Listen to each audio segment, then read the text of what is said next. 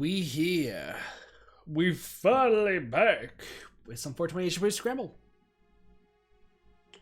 Ooh, it's gonna be a time. What up, Queen Cheese? How's it going? Welcome, welcome. Last time, a lot of stuff happened, that's for sure. Ready for the best game? True! Ah, my nose! My nose is being a dick today. All of the ships. Every single ship. What up, Justin? How's it going?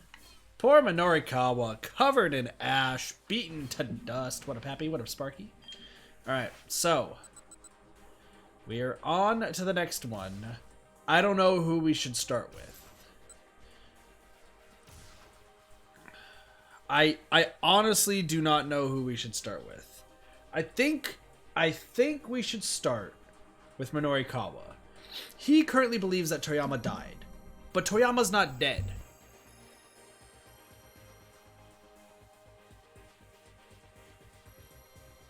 At least I don't think he is. So let's start with our Minorikawa boy. Minorikawa. See what's going on here. Plus, I want to use Minorikawa's voice. Minorikawa needed to get back to the editing office right away, but despite the urgency, he barely stumbled along. He was swaying on his feet, only half aware of where he was even going. No, this is all some sick joke. He just couldn't accept that Toyama was dead. He let out a lifeless sigh. A cynical smile crept onto his face. The man always did insist on having his own way, but killing himself. Back when he was still a novice reporter, Minorikawa had written a piece about a middle school girl who committed suicide. What up, Vibrant? How's it going? The school had made a statement denying that bullying had been a factor, and so most of the media had reported that she had suffered a nervous breakdown over entrance exams. A nervous breakdown is a period of mental illness manifesting as panic disorder, stress-inducing anxiety, or the like. The term is commonly used to refer to serious health issues such as schizophrenia or bipolar disorder, manic depression, as well as the buildup of more minor stresses as part of everyday life. Because this is so broadly and vaguely defined, it is generally avoided in psychiatric contexts. What up, buddy? How's it going? Shooketh? Same in this game. But something about the case had kept nagging at him. Had her death really been a suicide? The more people had interviewed about the incident, the more his doubts grew. The city news editor, however, would not allow him to conduct a follow-up investigation, and the reason why was simple. This was the sort of thing that happened every day. They couldn't waste time on a case that was already on the books. It was more important for a reporter to find new stories than to squander time engrossed in a case that was old news. Sounds good, Vibrant. Minorikawa understood the editor's decision well enough, but that didn't mean he had to like it. He'd been sulking up on the roof, slowly nursing a cigarette, when the paper's local news copy editor, Toyama, happened to drop by. This is in the past, by the way. Toyama still hinted at being dead. At a newspaper, an employee who evaluates the quality and suitability of reporters' copy and coverage, effectively the boss of a group of reporters. However, the copy editor typically works under a section editor who has the final say about what makes the page, a middle management position caught between upstart reporters and an angry section chief.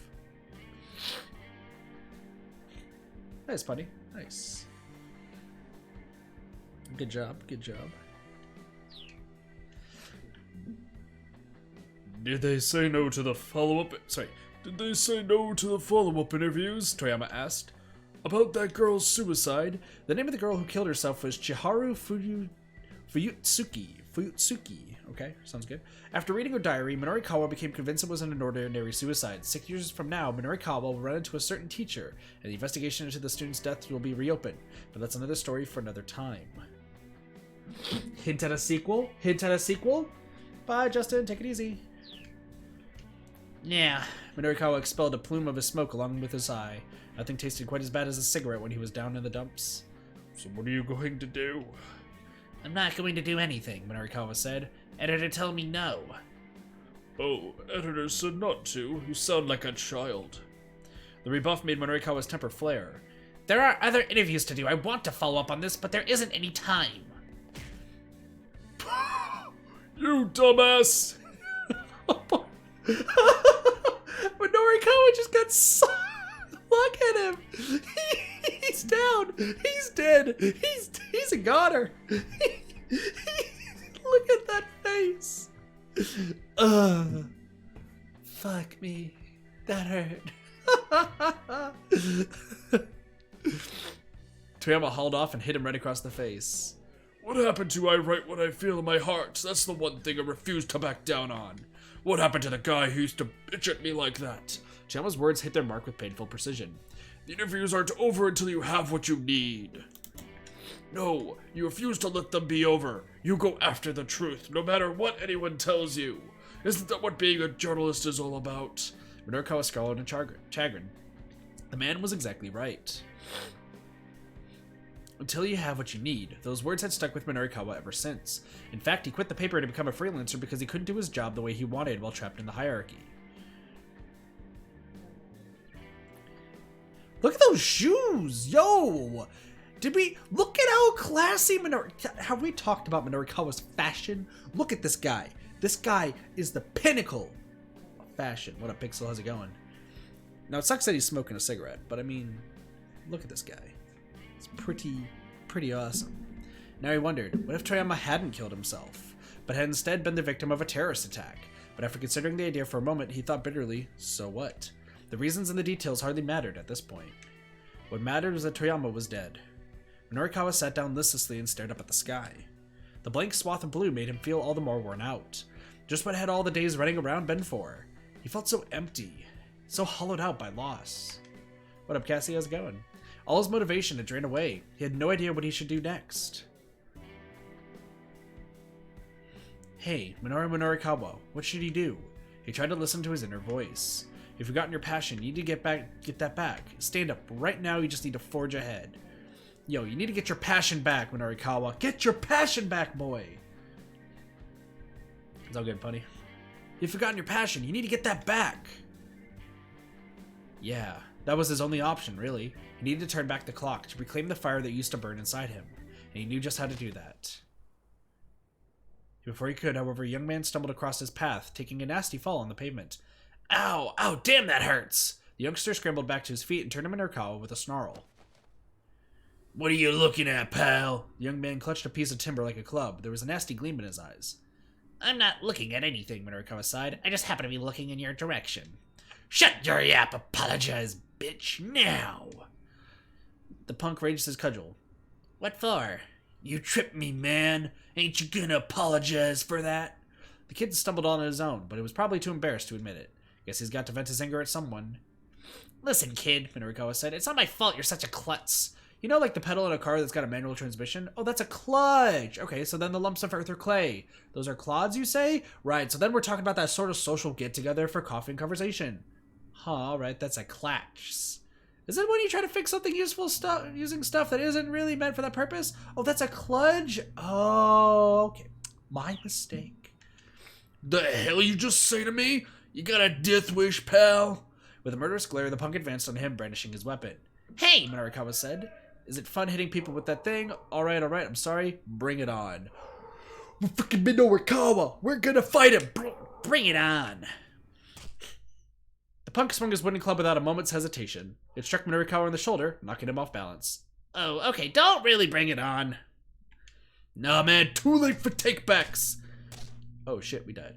With a nasty little grin, the young fellow swung again, and again catching Minorikawa in his arm and side. Whoops! Hey, Baba, how's it going? Welcome, welcome. Only when the journalist was curled up in the battered ball on the ground did the kid finally let up. Good to get a little warm-up in before I take down that other bitch. Weapon still in hand, the punk marched off toward Dogenzaka. I think we died. Wait, that's supposed to happen? Hey, are you okay? Minorikawa stirred to find Kimizuka at his side. Once again, the man had impeccable timing. Do you need a ride somewhere, maybe, sir? The driver asked, keeping his tone polite. Yeah, I do. To the hospital. I think that's a bad end. It has to be a bad end. Has to be a bad end. Okay, there we go. I was like, wait, no. Pummeled. A hot-headed young punk gave Minorikawa a beating bad enough to send him to the hospital. Maybe a reporter friend shouldn't be quite so confrontational with this fellow. Probably not. We should probably be a little bit nicer. Let's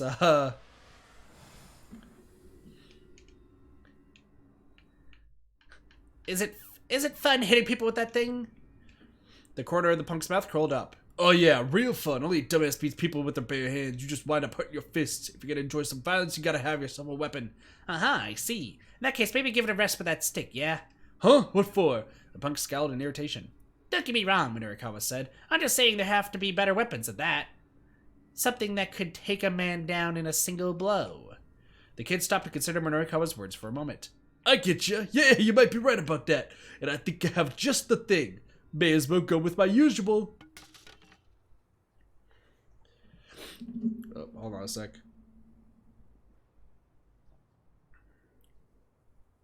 I'm gonna have to go downstairs in a moment.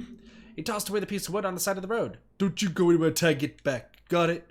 Yeah, sure thing. Minorikawa watches the punk headed back the way he come. Man, he murmured, what a dumbass. Looking around, he spied a taxi parked close by. Yeah, he's probably got a gun. True. It was Kimazuka. Do you need a ride, sir? Kimazuka asked, all politeness as he opened the back door. If you're heading to that publishing office again... But if you're heading to that publishing office again, I can get you there in 10 minutes. Kimazuka's driving was as smooth as always. He wove his way skillfully through a series of back streets. There was some big explosion earlier, he explained. The main roads were all gridlocked. Yeah, Minorikawa muttered. I was there when it happened.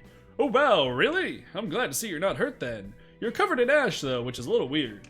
Still, what a terrible thing. That minivan, I heard someone was inside when it exploded.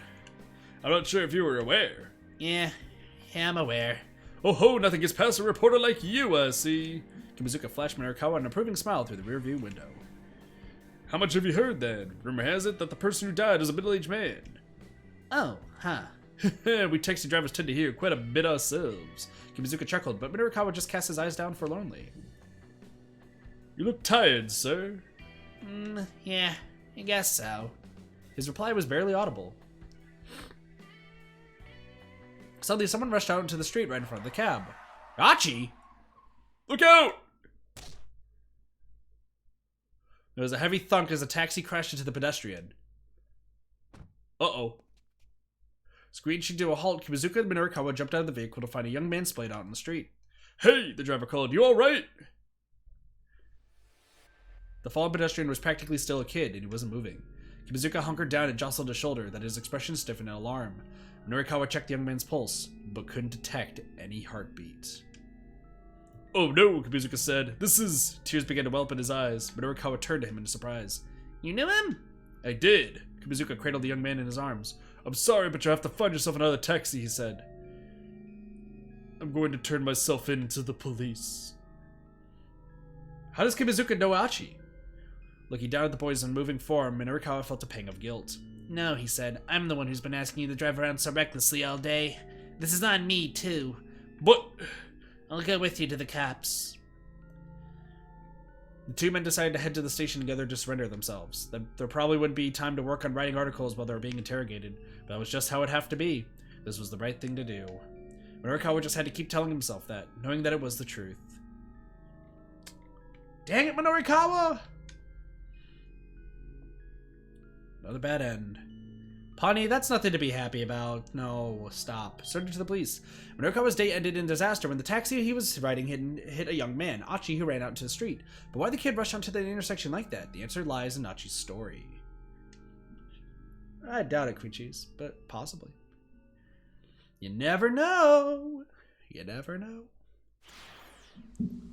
Alright. Well, we can do Achi's story. Yeah, we can do Achi's story real quick. I am gonna be... Last paragraph, let's go. Nice. Give me 1 second. I got supper waiting because my parents had to get home right at this right time, so I'll be right back.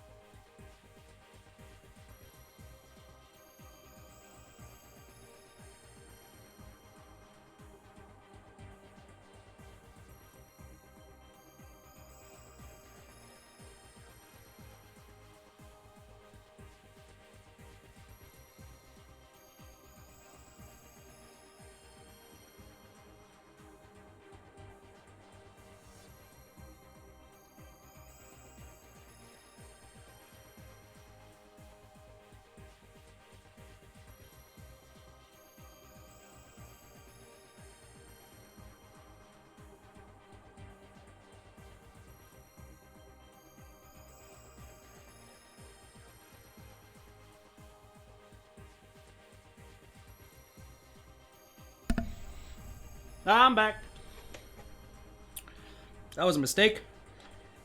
There was wasabi coated all on this fork. And I just took a big mouthful of that. Whoo! Ha!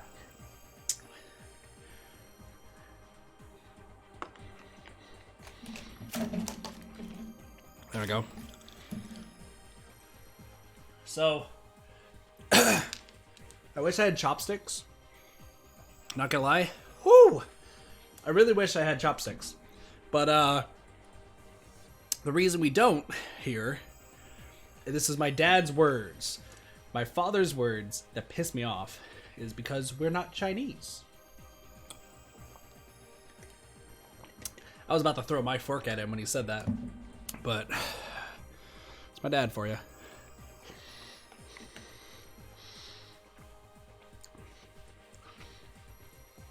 Get some ginger. Yeah.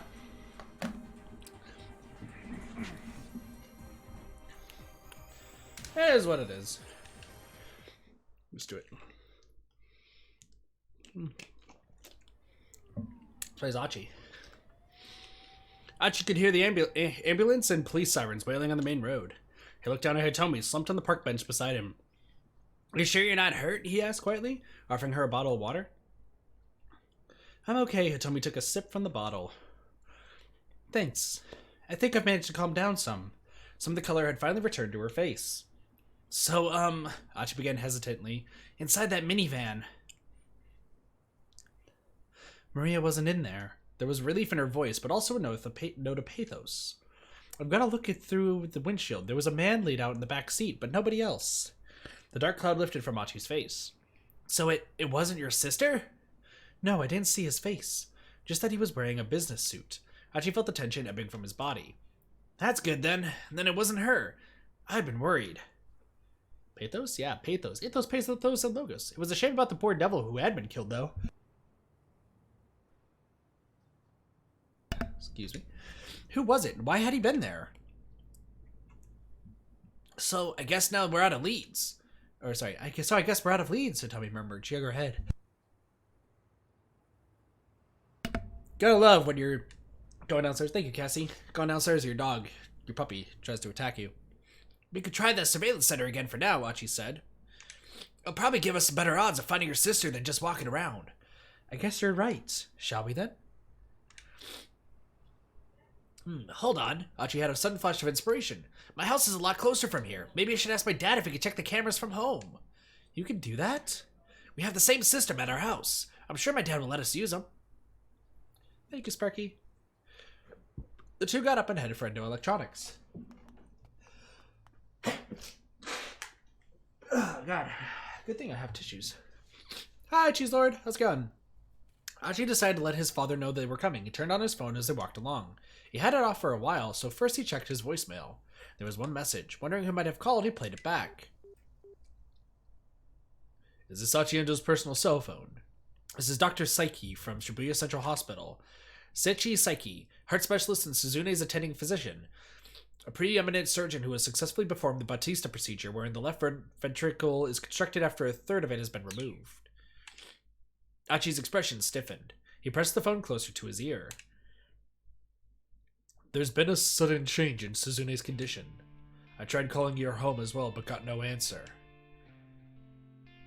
Achi felt the edges of his vision growing dim. "Hey, Lily. As her brother, it would be good if you can come to the hospital as soon as possible. It's..."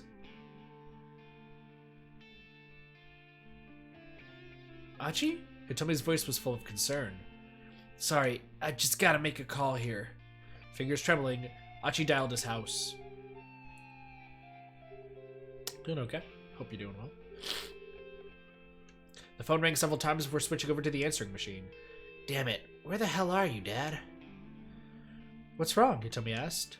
"It's Suzune. It sounds like things have gotten pretty bad." "Well, then we need to get to the hospital right away," Hitomi said. She sounded as anxious as Achi was.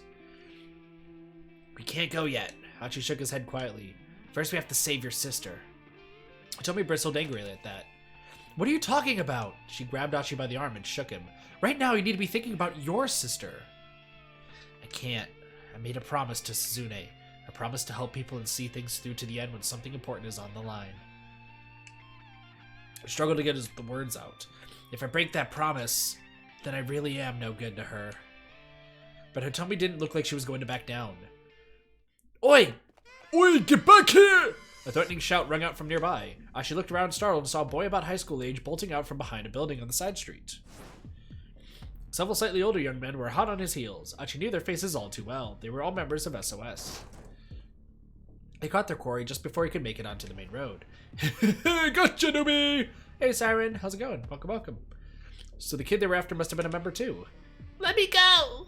Oh, we'll let you go, alright. Yeah, congrats on 600 subs. Hope you've been well, Siren. After you pay up. One of the young men snatched the boy by the collar and shoved him against the wall of a nearby building. Ow! The boy's face scrunched up. What are you talking about? Playing dumb, huh? Interjected one of the onlookers. We told you that all members have to pay monthly dues, yeah? The privilege of getting to call yourself SOS don't come free after all. Achi felt his blood boil. SOS was trying to pull a shakedown on this new kid under the guise of calling it dues. Citing for extortion, a full-fledged crime. Naturally, the direct shakedown, give me all your money, punk, is quite unpleasant, but more roundabout ways of being shaken down can still leave a bad taste in one's mouth. Someone who was surrounded on the street by 8 people in pamperous doors would say, begging your pardon, but could you please hand over your money, might suffer no physical harm, but would still be the victim of a shakedown. Tired after streaming? Hopefully it went well today. I saw that Streamlabs was being a little bit of a dick, so things got better. It would have been unthinkable for them to do something like this back when Achi was running the show. Hey, he barked. Let the kid go! He marched toward the group. Say what now? They turned to look, their faces immediately going pale. Oh, hey, Achi, hey! Let him go. Achi focused his glare on the fellow holding the kid until he released his grip. You guys always go around doing stuff like this? None of the gang members answered. They merely turned their gazes gloomily to the ground. Hey, Achi turned to the younger boy. Since when have they been doing this? But of course he realized there was no way the newbie would be able to tell him. Never mind, you can go. Achi gestured toward the main road. The boy was quick to run off. Achi waited until the boy was gone before turning back to the others. Does Sasune know you're going around collecting dues like this? He asked. Man, we don't gotta tell you that, One of them muttered. not since you deserted. What'd you just say? Achi leaning close, getting right in the guy's face. He was met with a defiant sneer. This ain't the old SOS anymore. Hope this voice is going well, by the way. Not the old SOS. Achi thought back to the other gang member he run into earlier with a malicious gleam in his eyes. Oh, that guy! That was who we ran into! That guy, pretty sure his name was Kiryu? Back when Achi had been with SOS, he'd never actually have let a guy get away with acting all high and mighty. Now it seemed like all these young fellows were ready to follow suit, eager to take him down a peg. Your old news, pal. Ain't your business to tell us how to do things. Achi felt a confusing flood of anger and sadness, though that he couldn't quite control. Hey Joel, how's it going? I'm not messing around here, you guys. He grabbed the nearest punk by the collar and hefted him up in the air.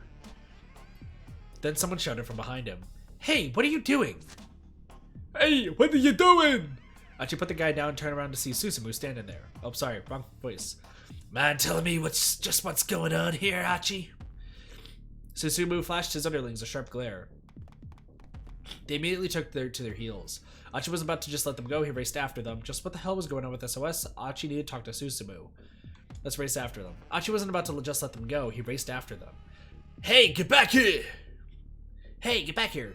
The gang members sprinted out full speed. They scattered in different directions to throw him off, but Achi wasn't going to let them get away that easily.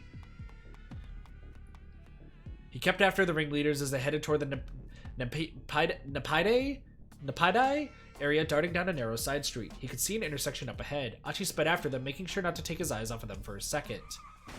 Taxi! Uh-oh! With his attention fixed on the fleeing troublemakers, Achi never saw the car speeding directly at him. By the time he registered the impact against his side, he was sailing through the air. What up, fighter? How's it going? Welcome, welcome. No worries, Lily. Take it easy. If you want to lurk, feel free. He crashed to the pavement, skewed to the stop, and laid there struggling to breathe. As he watched two men get out of the taxi that had hit him, Achi thought to himself, I'm going to die here. He had been too careless. It was too late to walk back. He could hear the sound of his own heart beating all too slowly. And then he heard it stop. Well, rest in peace, Achi. The ship has sunk. Hit by a taxi. In his headlong pursuit of some SOS troublemakers, Achi ran right in front of a speeding taxi. Sure, as the gang former leader, he can't just stand idly by and let them be a menace, but still, maybe it makes some more sense to talk to their current leader. Probably a good idea. Probably a good idea. Probably.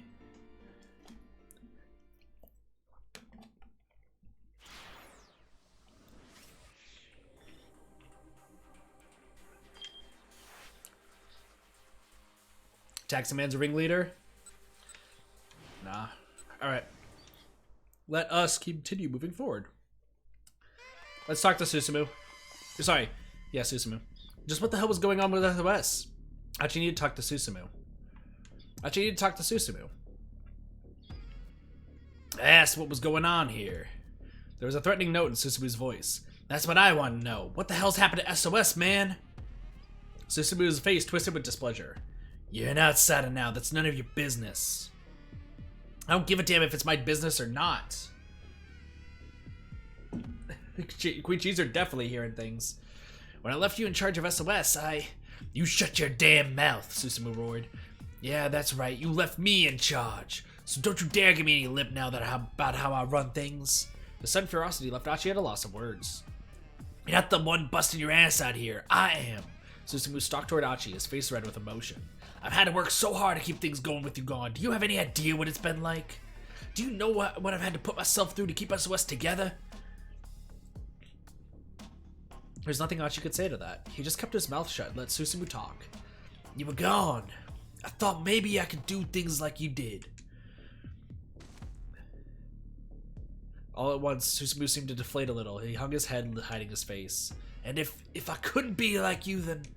Hey man, I get it. And I'm sorry. But Susumu kept his face averted. Please, he muttered. Stay out of our business.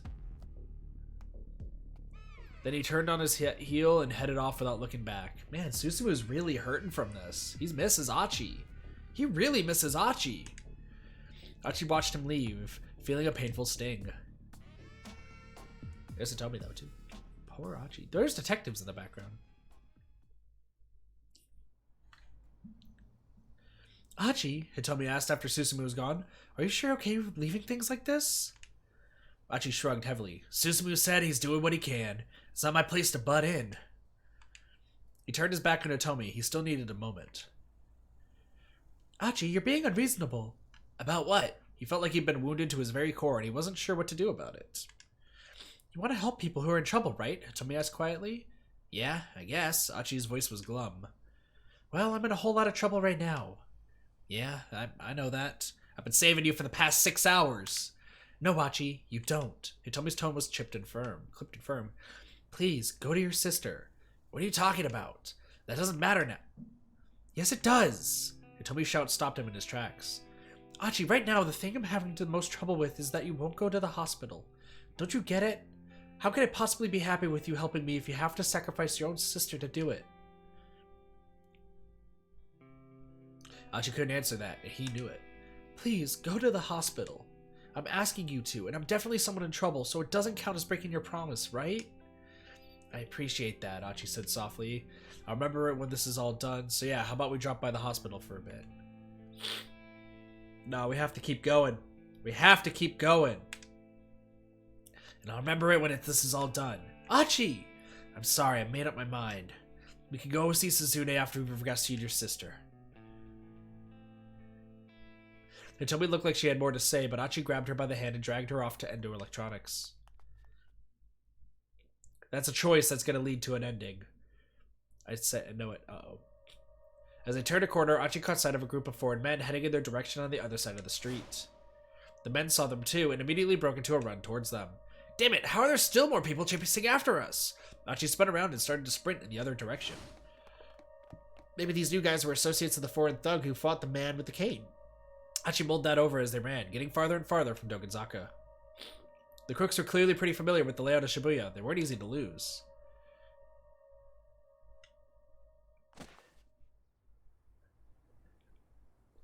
Achi and Hitomi finally lost sight of them somewhere around Nanpadai, finally stopping once they got to Sakuragaoka. Are you alright? Achi panted. Yeah, I think so. Well, guess we wound up coming here anyway. Hitomi raised an eyebrow in confusion. Suzune's hospital. It's just over there. In that case, can you please just go and see her? She fixed him with a look of earnest pleading, and despite his misgivings, Achi nodded. Well, nope, this is not a bad end. We go here anyway. Let's see what's going on with Suzune.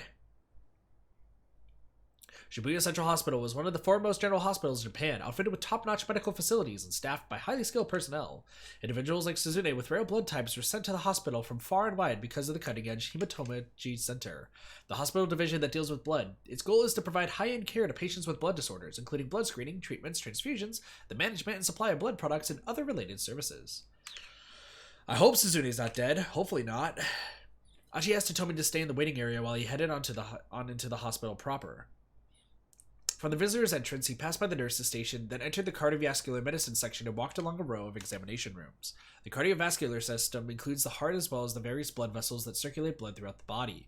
Cardiovascular medicine deals with the heart and blood issues such as angina, heart attacks, heart failure, irregular pulse, and the like.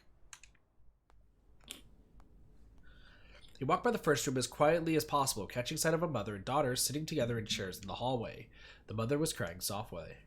Oh, Takuya, he's only 15, she murmured under her breath. The name Takuya didn't ring a bell. It was the only 15 that got a reaction out of Achi. Only 15. He couldn't imagine anything good coming after that. To be cruelly taken away when one was still so young. Achi could feel the woman's pain as deeply as if it was her own. This is so sad! When he reached Suzune's room, Dr. Saiki, the attending physician, explained her condition. The doctor did his best to keep his explanation simple, but Achi was too worked up to process much of what he said. He did manage to wrap his head around a few things. At around 10 o'clock that morning, Suzune had had a seizure.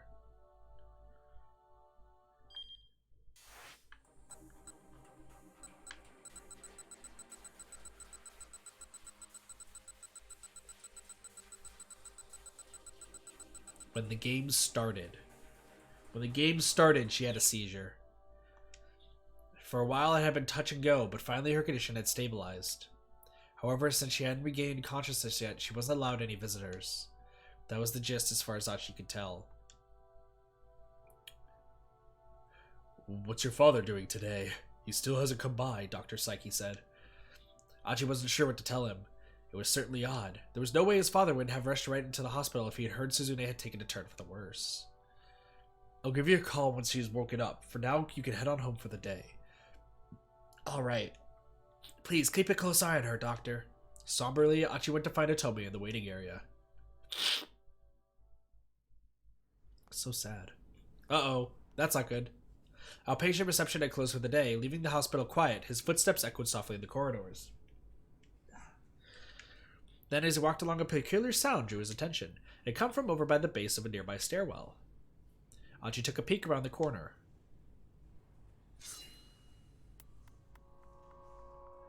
Cannon and Jack Stanley?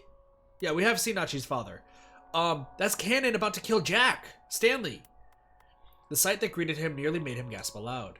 In the dim light up ahead, he saw Cannon, and she had some white guy pressed against the wall, a knife to his throat. Achi quickly yanked his head back out of the view. Could it be? Was this the man Cannon said she was after? Achi had to resist the urge to go charging out there. Some amateur heading in half-cocked might well be more of a liability to Cannon than any sort of help. He heard her mutter something to the man in English. We know nothing about Alfred's background, nationality, sex, age. Achi could just barely make out the words, but since it was all in English, he had no idea what they meant. But we do know that whoever they are, they have connections to Langley, slang for the U.S. Central Intelligence Agency, CIA headquarters in Langley, Virginia, similar to referring to Japanese government as Nagacho. The CIA has other nicknames including the company, the agency, the second government, the invisible government, and the coup makers. That's crazy.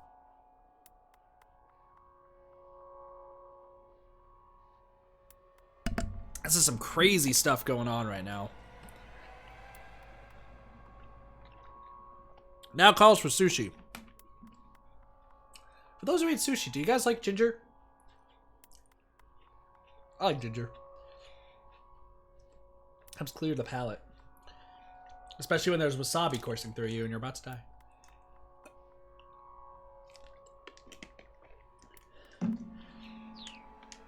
Achi peeked out again, very cautiously, in time to see the man raise an eyebrow at Kanon's words. Interesting. That doesn't mean you need to threaten me at knife point, though. He flashed her a thin smile. It does, actually, because I happen to know that you're a CIA agent. Technically known as officers, the CIA refers to its own spies as agents. Someone in charge of directing agents is called a case officer. Case officers are stationed at embassies across the world in the public guise of diplomats, soldiers, and the like. What? No sooner were Kanon words out than the man grabbed her arm and tried to hurl her against the wall. Just before her head connected, though, she jackknifed her upper body forward, then planted both feet against the wall and kicked out off with tremendous force. She used her momentum to launch herself forward, regaining her position with her knife against the man's throat. But during his brief opening, the man had managed to draw a gun from inside his jacket, and the barrel was pressed right against Kanon's heart. They want to kill each other. Holy shit. Achi swallowed the lump in his throat. How about we call a truce, Kanon said softly. She withdrew her knife. Yeah, sounds like you and me are both after the same thing. The man likewise lowered his gun. With a faint smile, Kanon turned her back on him and vanished down the adjacent stairwell. Achi had no idea what just happened. They'd stopped fighting, though, so the guy probably wasn't Kanon's mastermind after all. If only Achi spoke a little English, he might have been able to follow their conversation. He found himself wishing he'd taken school more seriously. When he looked again, he saw that the man, too, had disappeared. She was almost about to kill Jack, but why? Hitomi stood up from her chair as Achi hurried out into the waiting area. How's Tsune? She asked. For now, she's not in any immediate danger, they said. That's good to hear. But more importantly, Kanon was here just now. What? Why? I'm not sure. I'm not smart enough to figure that out. Achi slumped his shoulders. Huh? What? I'm not quite sure what you mean. Exactly. I couldn't understand anything she was saying. Hell, he couldn't even figure out how to get through to Hitomi. May I have a moment? A voice spoke unexpectedly from behind Achi. Oh, it's Jack! It's Mr. Stanley himself. His breath caught in his throat as he turned around. Standing there was the man Kanon had been struggling with. What's up? Achi asked. He tried to sound as nonchalant as possible, but the man wasn't looking at Achi. You're Hitomi Osawa, is that right? Yes. Hey, Achi snapped. Keep your distance! He stepped protectively in front of Hitomi. This guy, he's not what he looks like. Achi clenched his fist and adopted a defensive posture. Huh? Hitomi seemed panicked. Achi said, This might be the person Kanon was warning us about. I don't know who he is, but he's not our friend. This might be the person Kanon was warning us about. This might be the person Kanon was warning us about. Oh, you know Kanon, do you? The man spoke without changing his facial expression. What did I do for Stanley's voice? Oh, you know Kanon, do you? The man spoke with... Oh, you know Kanon, do you? The man spoke without changing his facial expression. She let a few things slip herself. Look, who the hell are you? Achi demanded. The man calmly reached into his jacket pocket. Fearing he might be about to draw his gun, Achi braced for action. Jack Stanley. My name is Jack Stanley. I'm a security assistance officer with the U.S. Embassy. Achi held back his punch as the man held out his ID card. Diplomats are issued diplomatic passports and diplomatic ID cards by their home governments. Japan's Ministry of Foreign Affairs also issues its own form of diplomatic identification card. The CIA provides such identification to its operatives working overseas to help maintain their false identities. Embassy? What does someone from the U.S. Embassy want with me? Hitomi asked timidly. You're being targeted by a dangerous criminal. I'm here to take you to protective custody. Custody? Achi's temper flared. Buzz off, pal. We're busy here. Busy searching for Maria Osawa? Stanley asked. Achi and Hitomi exchanged glances. I know the full details of the trouble you currently find yourself in. Well, alright then, Achi said. Then you should know we don't have time to get taken into custody. I'm afraid you don't understand the situation we're dealing with. We're up against a dangerous international criminal here. Taking reckless action is only going to put her life in danger. Don't be a fool. This is no time to play the knight in shining armor. Hey! Achi was infuriated, but he couldn't think of a comeback. After all, it was true that Hitomi had run into danger time and again while she was with him. But I'm already safe, Hitomi insisted. I'm only here right now because Achi has been protecting me. She eyed Stanley sharply. I got Achi with me. I don't need your protection. Achi felt a surge of pride that practically brought tears to his eyes. Aw, the ship is becoming real! If Hitomi would have let him, he had given her an enormous hug. Stanley grimaced in resignation. All right. In that case, how about I join your search for Maria? I can help keep you safe that way instead. I don't know. Hitomi grabbed hold of Achi's sleeve. The Stanley fellow didn't have the most trustworthy face, Achi thought, but he realized that he might be biased after being chased around by foreigners all day. Yeah, that's pretty true! Foreigners have been trying to kill us all day. After all, if this guy really were after Hitomi, he'd probably have already made a show of force. Not only did he have a gun on him, he was sufficiently skilled in martial arts to hold his own against cannon. He'd have no trouble taking down a single unarmed opponent like Achi. Hitomi, I get the impression the Stanley guy's not our enemy right now. Hitomi gave a slight nod. Alright, I trust your judgment on this, Achi. Yo, so Stanley's now with Achi! Let's go! Now then, what's the plan from here? Stanley asked. Not wandering aimlessly around town, I hope. There was a trace of snidiness in his voice. You can just keep your mouth shut, Achi replied. We can wander around town all day if we feel like it. Two can play the snarky game, he thought to himself. Poor Hitomi looked distressed. Fairly well. If that's what you want, I can stay quiet. But first, I need to inform the police that I have Miss Osawa in my custody. Wait, hold on, Hitomi blurted. That isn't a good idea. Stanley inclined his head. Why is that? Well, since you already seem to know most of the story, Hitomi quickly explained the kidnapper's threat and described the search for the minivan. Stanley remained quiet, listening with obvious interest. I see, he said when she'd finished. Still, when that minivan exploded, did that make your promise to the kidnappers a moot point? Hitomi nodded. I suppose it did, didn't it? Let me ask you just one more question.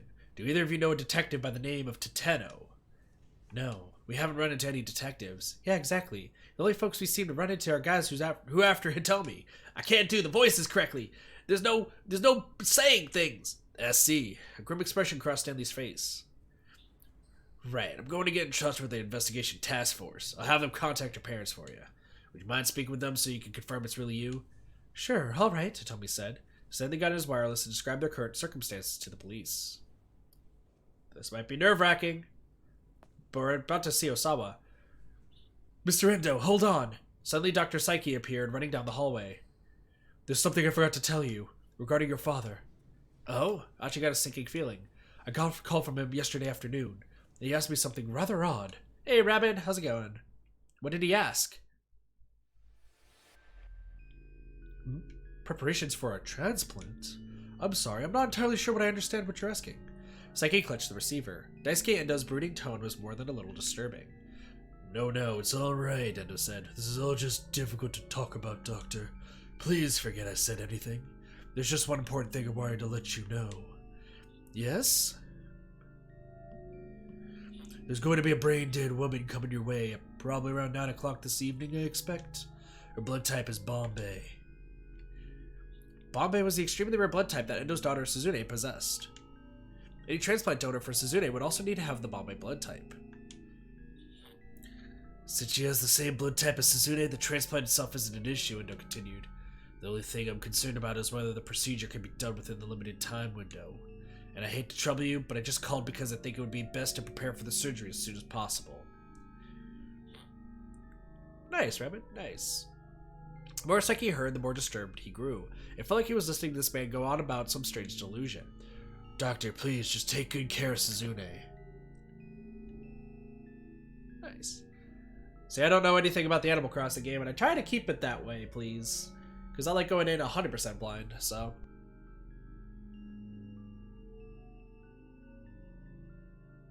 Yeah, anything on Twitter I've just been, like, skimming past really quickly, so... I like to be surprised. With that, Endo hung up. How does he know there's a brain-dead woman on the way? Achi kept quiet as he listened to Dr. Psyche tell his story. Of course, that was yesterday, and I still haven't heard anything about a brain-dead girl turning up. After all, only God would know when someone would wind up in a state of brain death. But still, there was just something very strange about what your father said. It was as if he was certain that someone was going to wind up brain-dead or... Just stop right there, Achi exclaimed. Stanley and Hitomi turned in surprise. They were still in the middle of their wireless call to the police. Don't get me wrong, the doctor said hastily. I'm not trying to imply that your father would hurt anyone. What I'm worried about is your father's mental state and... No, Achi interrupted him again. That's not it! No worries, Happy. His own words from earlier spun within his head. So long as we have these cameras, this guy has nowhere to run. What? The security cameras. I'm sure this is the place. The man with the cane. He'd been on the phone with someone. That didn't mean anything. It was just a coincidence. It couldn't be true. Achi searched desperately for some other explanation. That was it. Anyone from the downtown committee could have used the camera monitoring room. Yeah, no one's been here to check your tick today. Nothing wrong with a little nap, yeah? No dice. No one from downtown had been by the surveillance room today. Queen Cheese, I know you know what's gonna go on. This is a huge revelation. This is a huge. It could be. It couldn't. Achi began to tremble. Is something the matter? Hitomi asked. Achi, you're pale as a ghost. Achi gazed beseechingly back into her face. With just one simple question, he could clear this whole thing up. Please tell me I'm overthinking this. He prayed inwardly before asking. Hitomi, would you mind telling me your blood type? Why do you ask? Please, just tell me. I have a sort of weird blood type, Hitomi said. It's called Bombay.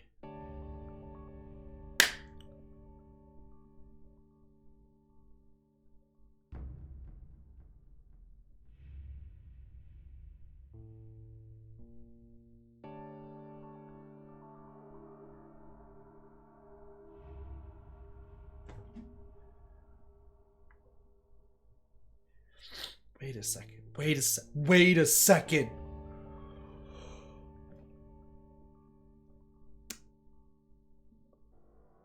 So if I'm saying this correctly, Achi's father is working with Teteno, who is the guy with the cane. I'm pretty sure he's the guy with the cane, to hunt down Hitomi, not to like kill her to end everything, but to kill her in order to save Suzune's life.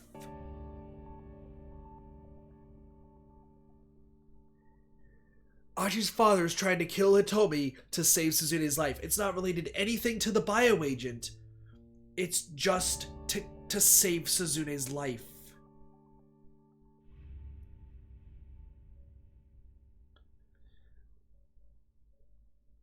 But why are they trying to... There was no longer any room for doubt. Achi found himself facing a sad and painful truth.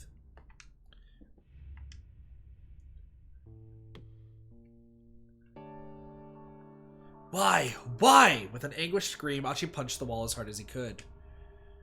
But his fist still didn't hurt as much as his heart. Dad, why?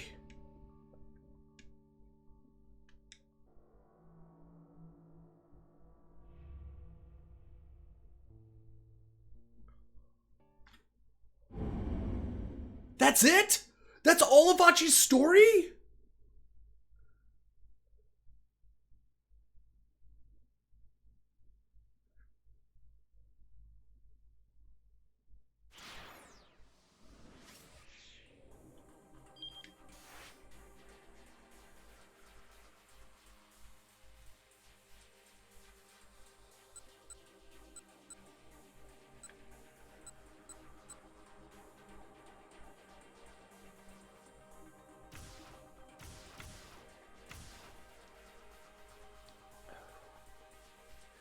Holy shit.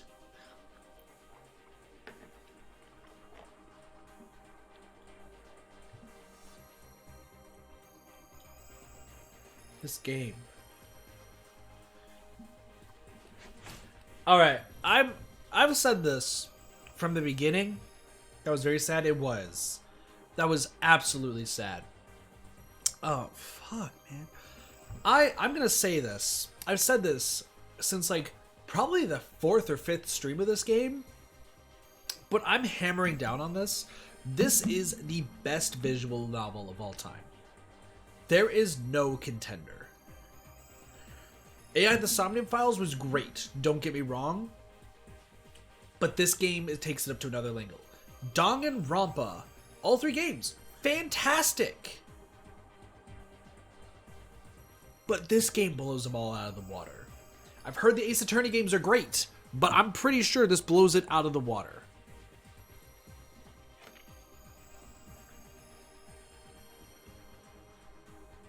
I'm just being real. And nicely done, Vibrant. I'm just being real.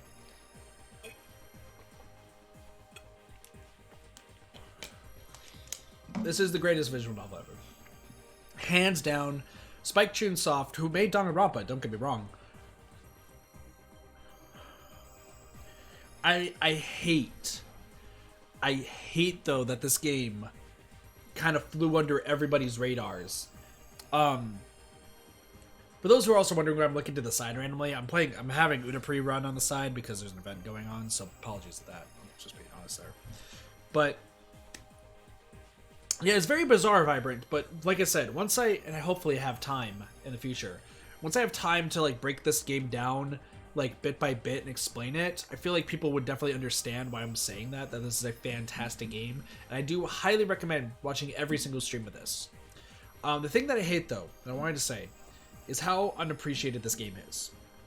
Because when Danganronpa, like after Danganronpa V3 came out and Spike Chunsoft was doing some more announcements, I believe this was around the time Zanki Zero got announced and they were looking for more information. They announced this game was being ported to English, which was fantastic. But if you read the chat, if you read the Twitch chat as well as the YouTube chat that was restreaming this, everybody was dissing this game. Everyone's like, oh, live action is pretty bad and such. I fucking hate that. And I know myself and a good friend of mine, I call him a twin because he's pretty much my twin, Imamura Cross, and Travis, even, we were all talking about this. But this game looks great, and I wanted to get it day one. Same with Blaze, SHSL Blaze. We all wanted to get this game when it came out. I had to wait a little bit to get it because money and such, but this game is fucking amazing. This game is fucking amazing. Don't get me wrong.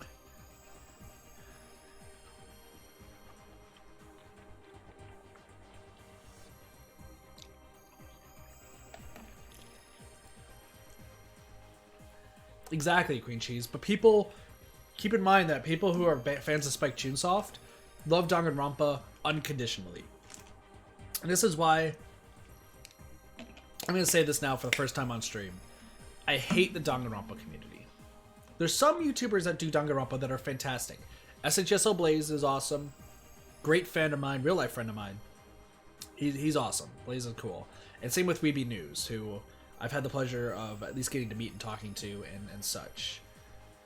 But the Danganronpa community always feels entitled. You can say that Smash feels entitled. You can say that like the Smash community feels entitled. Nintendo community, Animal Crossing community at this point is going to kind of crazy extremes, not gonna lie. But the Danganronpa community made it to the point that if Spike Chunsoft said something that was not Danganronpa, then they didn't give a shit. That's why Zanki Zero did bad. That's why this game did bad in English. That's why AI the Somnium Files almost did bad. That's why AI the Somnium Files, I believe, is getting review bombed again right now. Because it's not Danganronpa. And I hate that they're not giving it a chance. I've never played Doki Doki Punny. I'm not at liberty to say how good Doki Doki is. I've never played it. I don't know anything about it, so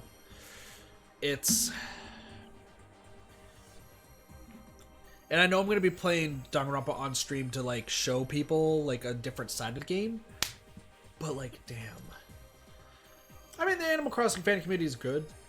Don't get me wrong, Punny. But alright.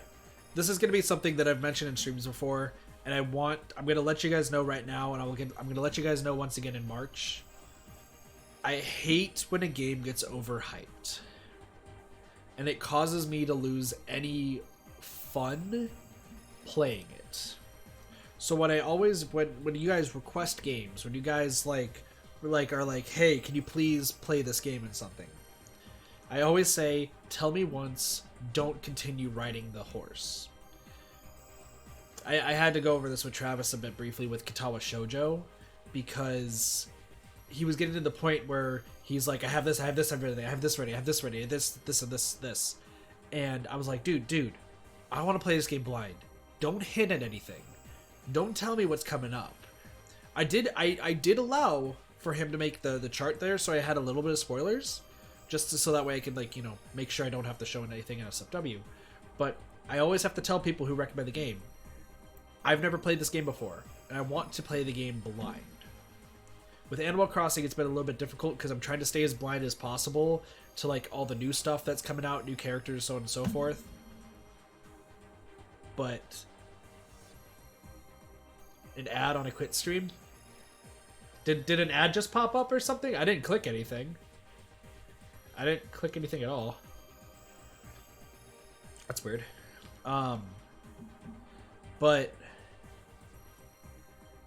I'm just letting you guys know, if you guys want to, like, recommend games in the future and everything, like, feel free to recommend games, but when I'm playing the games, especially when I get to Hat in Time, and when I get to a few more games like Doki Doki Literature Club in the future, please just treat it as if it's completely blind. Don't try to, like, keep hyping it up, because that kills it for me. There's a reason why there's 2 games on this channel I've never gone back to, because the hype killed the game for me, and I don't feel like playing it. I might go back to it at some point. That which being Wargroove and the Lie Eat series, because they were hyped up to such a ridiculous extreme that I just couldn't take it. So, Hat in Time. I'm excited to play Hat in Time, but people keep talking it up consistently to the point where I keep pushing it off. So, we should be getting to that soon. Anyway, enough dilly-dallying. Let's go back to this.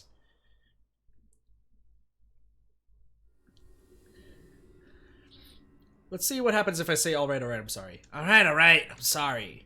Getting dragged into a street fight was not what he needed right now. It was better to just apologize and be done with it. Should have shown me that kind of respect for the start. The punk shook his head, muttering under his breath. Another dumbass gotta get taught some manners. With that, the young thug headed off in the direction of Dogonzaka. Yeah.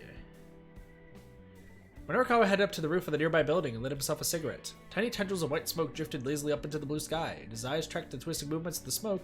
Memories of Toyama and their newspaper days played through his mind. Practically any time the two men needed to speak to one another, they got into a heated argument on the spot. Minorikawa cherished their subjective viewpoints, while Toyama insisted on objectivity for the readership. Neither shied away from the vigorous headbutting. But once the articles were on the page and out the door, it was all water under the bridge. It felt almost like the referee calling no side at the end of a rugby match. The phrase called out by the referee to signal the end of the rugby match refers to the fact that no side has possession of the ball, allowing the two teams to depart on sportsmanlike terms. Look at how clean Minorikawa looks. The truth was that somewhere deep down, Minorikawa got where Toyama was coming from. Without objectivity, readers didn't get the facts. Without subjectivity, they didn't get any emotional impact. Minorikawa had to credit Toyama for helping him become a full-fledged reporter. Mr. Toyama was in there. It was a suicide. Mr. Toyama was in there. It was a suicide. Minorikawa let Chiaki's words strain from his mind, overriding them with one irresistible fact. The truth. The truth was in anything and everything.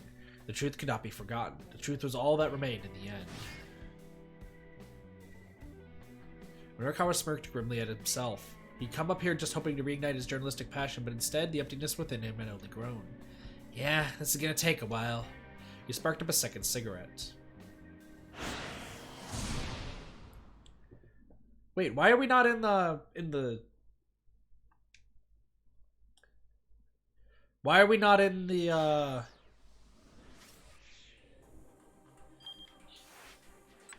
What?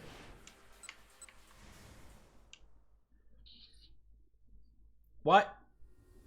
Aren't we supposed to go into the taxi? Are we supposed to go into the taxi?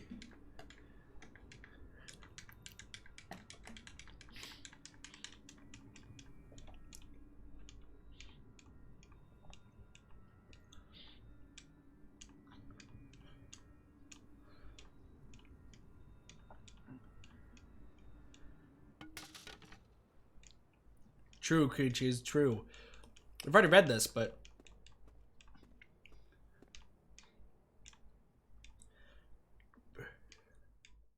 What? There's 2 paths that this could go? Interesting.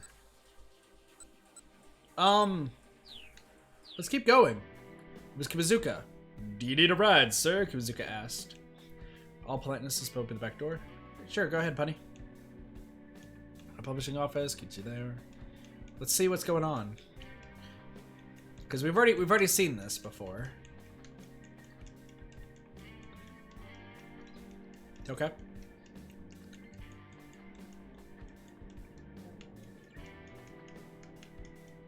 SteamWorld? Never heard of it. I can look into it. Anyway. Yep. Say it and I'll save it. So, that's a good way to put it, Vibrant. Where's my pencil? I have my pencil somewhere. There it is. SteamWorld. I always write down game suggestions. Like, if I've heard it a few times. SteamWorld series. Okay. I'll take a look into it. I always take a look into the games. Anyway, what's going on here? The taxi stopped outside of Heaven Publishing. Minorikawa left a 1,000-yard bill on the seat next to the cab. He was stumbling his way toward the building when someone called out to him. Mr. Minorikawa! Oh, Mr. Osawa? What is Osawa doing here? What the hell is Osawa doing here? For a moment, Minorikawa didn't recognize the man now idling in the sedan at the curb, but when he took a closer look, he realized it was Kenji Osawa. Oh, Mr. Osawa, sorry, but I haven't been able to look into that thing you asked about yet. I see. That's quite all right. Osawa looked pale and haggard. Minorikawa's reporter sense started tingling. This guy is the key to something. He recalled what he had heard the detective and his buddy talking about back at the scene of the explosion. Roughly 8 hours ago, they infected Maria Osawa with the UA virus. If we don't administer Kenji Osawa's antiviral before she develops symptoms. You caught up in something big, aren't you? How do you know that? Because, the reporter said simply. I'm Minoru Minorikawa. Osawa rolled his eyes. Well, that'll make this simpler, I guess. Get in. I'll tell you everything. Yo! Minorikawa hesitated. This might be his big chance to land a beyond incredible scoop. It felt like it was too late to matter. Still landing a major story, selling out an issue to 4-star general gossip. And putting Heaven Publishing on the road to solvency, all that was the least he could do in Toyama's memory. You don't drop a story until you have what you need. Maybe it was too late to save Toyama. But Minorikawa got in the car. Osawa's tale was beyond anything Minorikawa had imagined. So they sent you threatening emails, devised a plan to kidnap your daughter in order to get the antiviral. And now that that's failed, they've turned it to bioterrorism. Finally, Minorikawa was able to flesh out the story behind the conversation he overheard earlier. And as he did, he could feel a growing sense of exhilaration. So basically, they're now effectively holding all the people in Shibuya hostage and demanding the antiviral. Is that it? Before Osawa could answer, a new idea occurred to Minorikawa. Wait, hold on. Why did they just start by holding the whole city hostage? Why did they need to go through all the trouble to kidnapping your daughter? I don't know, Osawa said, shaking his head. Perhaps they wanted the ransom money? For a mere 50 million yen? I can't imagine international terrorists borrowing for that much. You can't know how terrorists think. Oh, he's like... Whoops. For a mere 50 million yen, I can't imagine international terrorists bothering for that much. You can't know how terrorists think, Osawa spat. Let's just assume, though. Could there be some other reason they abducted your daughter? Osawa didn't reply. He was probably too preoccupied with finding a way to save his infected daughter to think about anything else. Still, something about the course of events didn't quite add up to Minorikawa. But whatever the case, if the criminals were after this antiviral, then sticking with Osawa ought to bring him closer to the truth. Minorikawa was still mulling that over when they arrived at the laboratory. The two men hopped out of the car and were immediately rushed by a pair of security guards who subdued them in the matter of moments. Hey, Minorikawa protested. What the hell is this? Unhand me, Osawa yelled. I'm Kenji Osawa. This is my lab. But evidently that didn't matter to the guards. Uh-oh, it's Mamasu, or whatever his name is. Another man emerged from the building. He and Osawa exchanged a few brief words. Judging from the tone of the conversation, this was someone who outranked Osawa at the company. Take him away. As the newcomer looked on, the guards dragged Osawa into the building. Hey, Minorikawa shouted at the man as he began to walk away. Don't you know what's going to happen to Shibuya? Don't you care? If you just stand by and let the people of this city die, Okoshi Pharmaceutical is going to be held responsible. The man stopped in his tracks. And if that happens, you'll be ruined personally too, Minorikawa added. You know I'm right. That will be up for the police to decide. You're going to regret this. Don't be a fool. Minorikawa's resolve was unwavering. His pen would mete out justice. He might have come close to forgetting what he stood for, but now the old fire was back. I see. It seems this isn't something to leave unchecked. The man gestured with his jaw. Take him as well. More security guards surrounded Minorikawa. Hey, stop it! Let me go! But though he struggled fiercely, there was no escape. Once he was dragged through those laboratory doors, Minorikawa never wrote another article again. Uh-oh. We just had a bad ending? Are we not supposed to get in the car? Are we not supposed to get in the car? What happened? Detained at the lab. Minorikawa accompanied Osawa to the lab, but there was no getting past the security guards, and if Osawa can't get back into his own lab, there's no real reason to go there. It's Osawa needs to decide on a different course of action here. So Osawa has to decide on where to go next. Interesting.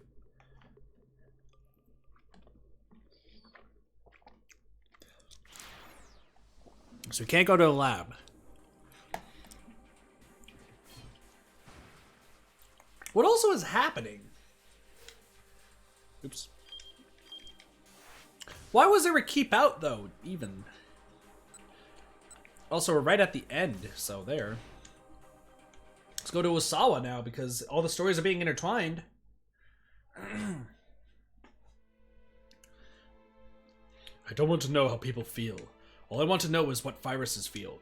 I prefer viruses because they make no move to encroach on me from the other side of my microscope. They leave me free to let my thoughts wander as I wish. And while it may be true to say I understand viruses, I've never been able to understand my fellow humans. I don't know them. I don't know a single fundamental thing about them. Interesting.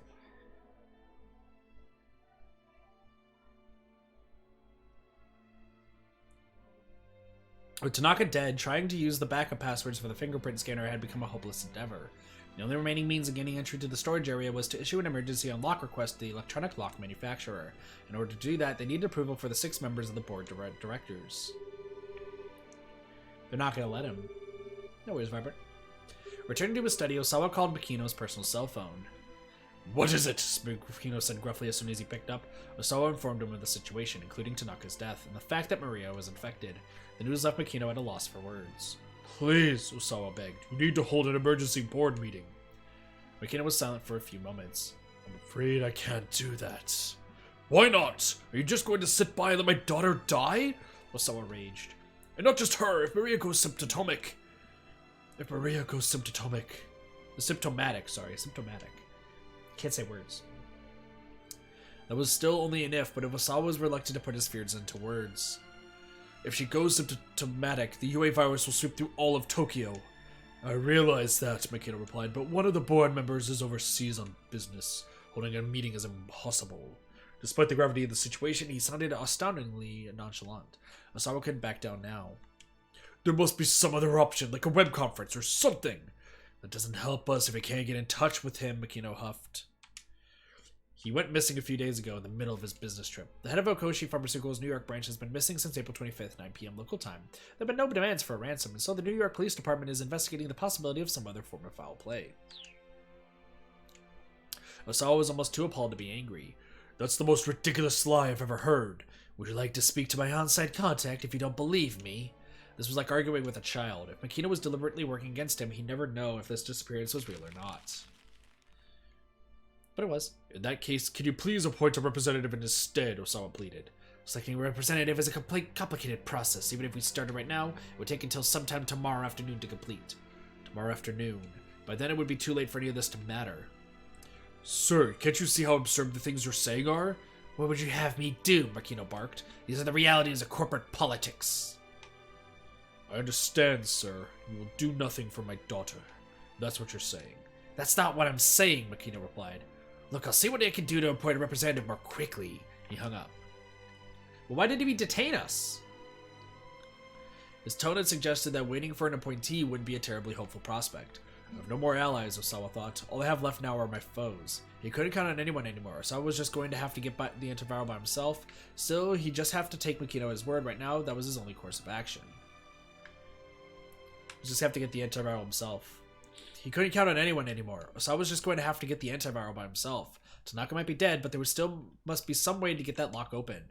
Taking extra care to avoid the notice of the detectives, Osawa snuck out of the house and headed for the garage. Or the garage.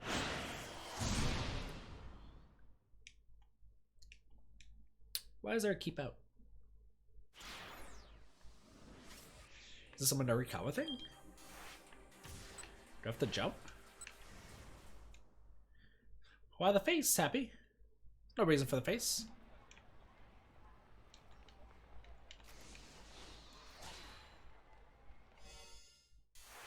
This should let us through. There we go. Cool.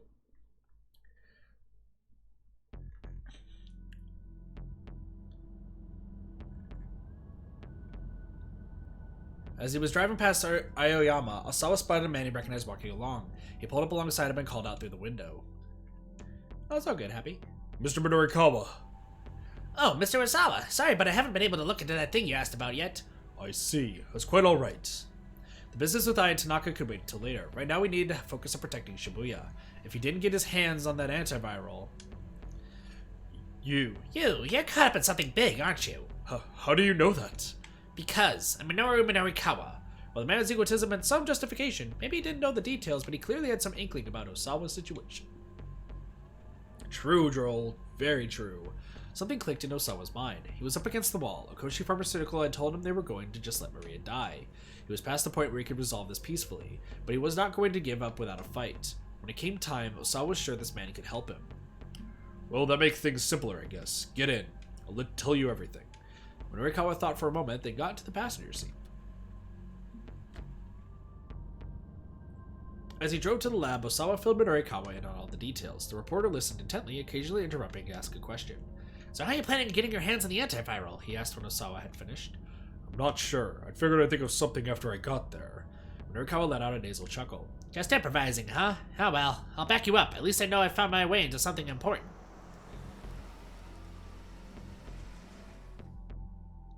They pulled up outside the lab, and the two men got out of the car. Immediately, a team of security guards burst out through the gate and forced Osawa to the ground. Hey, Minorikawa protested. What the hell is this? The guards had grabbed him as well. Unhand me, Osawa yelled up. Kenji Osawa. This is my lab. Mr. Osawa, Minorikawa shouted. What the hell is going on here? But Osawa was just as confused. There's Makino. He looked up to see Makino standing before him. Sir, tell these thugs to let me go. And Makino just frowned silently down at him.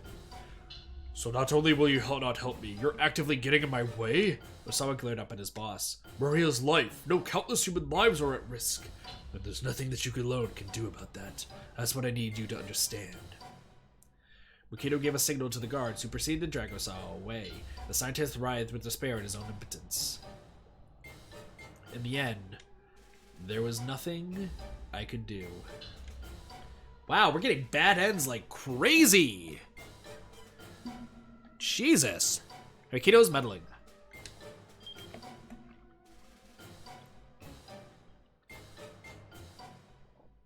I don't know why I picked that time to eat sushi.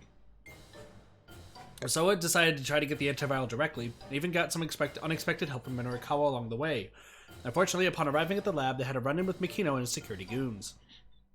Looks like Osawa's just not going to be able to get into his laboratory. He'll have to make some other decision. Makes sense. Also, why does it keep going back to this main screen? Usually it takes me straight over to here, but that's okay. So let's wait. We're going to have to wait. We have no choice but to wait.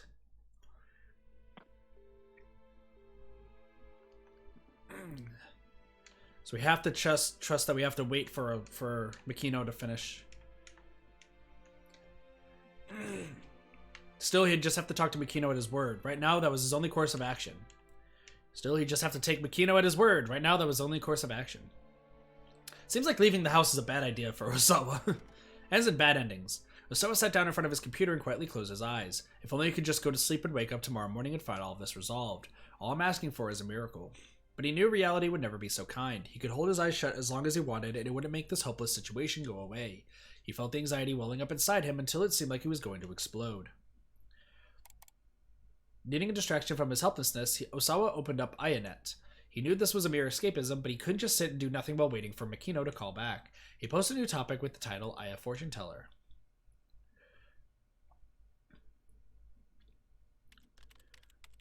I tried the Aya Fortune Teller. My results basically said I was a bad person who can't connect to the people around me. And you know what? That's exactly right. I'm only interested in my own little world. That's probably why my wife and my assistant at work got so fed up with me. Bye, Betty. Have a good night. Take it easy. It's the same with my 2 daughters. What sort of things are they interested in? Do they have a lot of friends? What are their aspirations for the future? I don't know any of those things. It never even occurred to me to find out. I'm such a terrible father. Poor Osawa. Poor Osawa. Somebody, can we give Osawa a hug? Aww. Osawa's fingers ceased their tapping on the keyboard as he thought back to when Maria and Hitomi were younger. Daddy, Daddy! The 2 girls would follow him around like a pair of puppies. Their father was their everything. That much was clear just by looking at their faces. He felt a ticklish giddiness at having his girls cling to him so. He never felt anything like this in his life. But there were times where he also found it tiresome. True, Koichi's true. I'm sick of being the person I am. There's nothing I can do about it, though I'm sure it's far too late for me to change. Sure, Punny. Just depends on how many people have chat interaction. He poured out all of his negative emotions into his post. It felt like stream of consciousness drivel, but he didn't hesitate to write it down all the same. He wanted other people to know what a miserable excuse for a human being he was. At last, when he couldn't think of anything else to add, he posted his bitter confession to the forum. He was staring numbly at the monitor when he heard a furious shout from the next room. You've got to be kidding me! Sorry, you've got to be kidding me! It was Kajiwara, and Osawa had never heard him so angry. Why is he upset?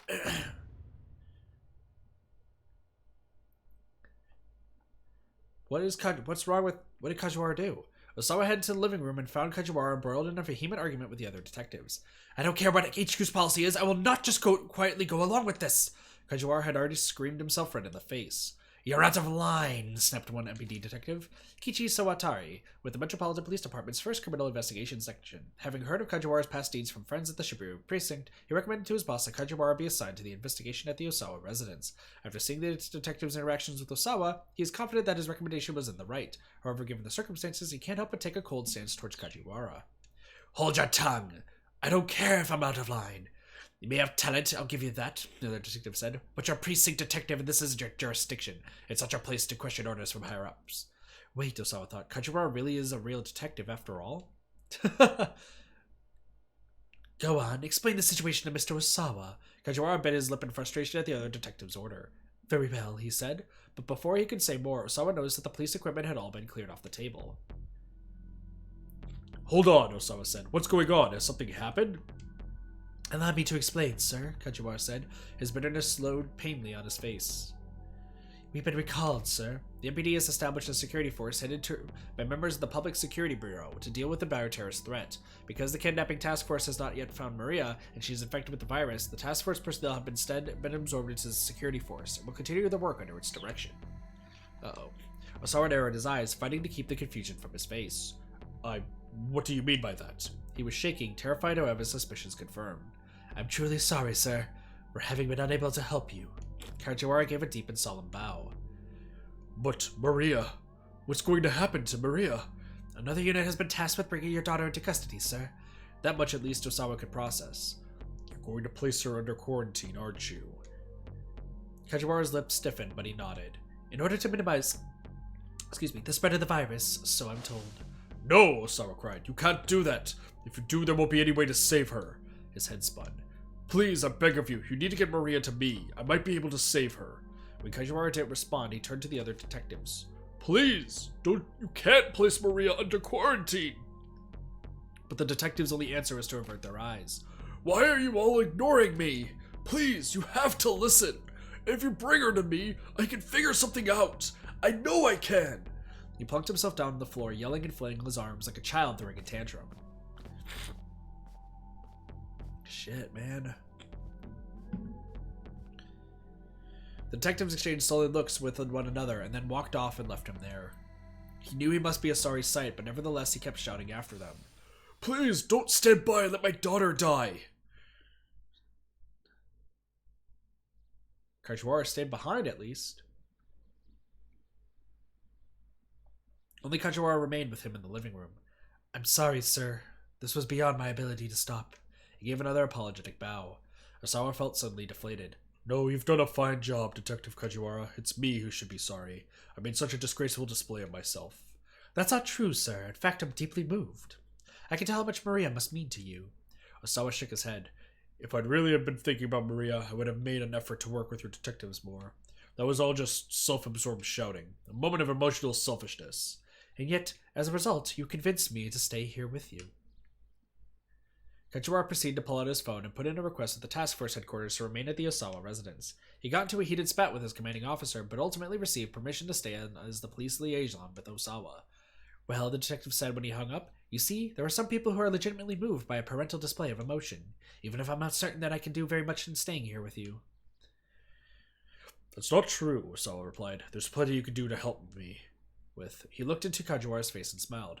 For instance, I can have a banana whenever I want. You find things that have gone missing? That fried egg on rice you made me was delicious. I can have bananas whenever I want. Banana, banana, banana, banana, banana. I can have a banana whenever I want. Kajiwara returned Osawa's grin even more brightly. Yes, yes, of course. By all means, have as many as you like. He then produced a pair of bananas from his pocket, handing one to his companion. We got bananas! Let's go! Banana time! Osawa peeled his banana and took a hearty bite. The mild sweetness was pleasant and soothing. It was a flavor that brought back memories. I often eat bananas when I go to the park with my daughter, Kajiwara muttered between mouthfuls. I didn't realize you had a daughter, Detective. She just started grade school this year. Oh, really? She must be adorable. Well, I don't get to see her as much as I'd like. A lonely sort of smile crossed Kajiwara's face. Why's that? Doing this job caused me to neglect my family. Finally, about 2 years ago, my wife hit me with the divorce paperwork. I wanted to be able to keep our daughter with me, but... well, the law tends to favor the mother when it comes to custody issues.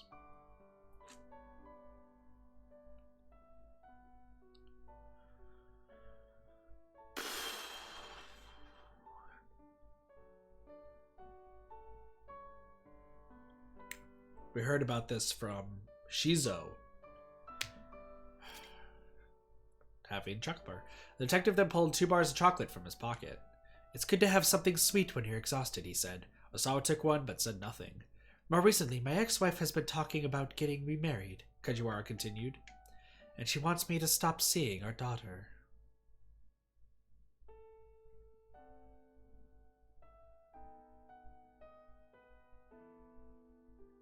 How fucked up? That's so fucked up.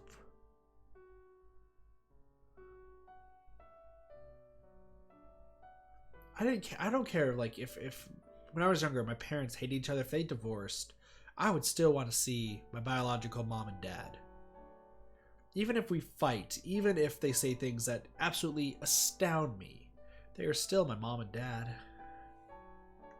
He bit into his own chocolate bar with a soft snap. It's no less than I deserve, but it still hurts. Osawa couldn't help but sympathize. The man was losing his daughter. Good night, Cassie. Take it easy. Here was someone he could really talk to. He was sure of that much now. Detective, I apologize. I've kept things from you because I was worried that they involved classified corporate information. Oh? Kajiwara's eyes gleamed with interest. Earlier today I received some emails. They could be pertinent to the case. Would you mind letting me see them? Osawa shook his head. On the contrary. He's finally showing Kajiwara the emails. Back in front of his computer, Osawa saw that IONET was still open. Pretty Honey had responded to his forum post. One moment, let me just read this. Osawa read the response. There was no time to be looking at the internet. Osawa closed the browser. Don't worry about that. Osawa closed the browser. He was curious about Pretty Honey's response, but would just have to wait. Just as the browser window was closing, however, a couple of lines jumped out at him. It's never too late. When it comes to family, there's no such thing as game over. It's never too late. Right now, that was about the most reassuring thing Osawa could possibly hear. He would do whatever he could. All he could do was try his best and refuse to give up.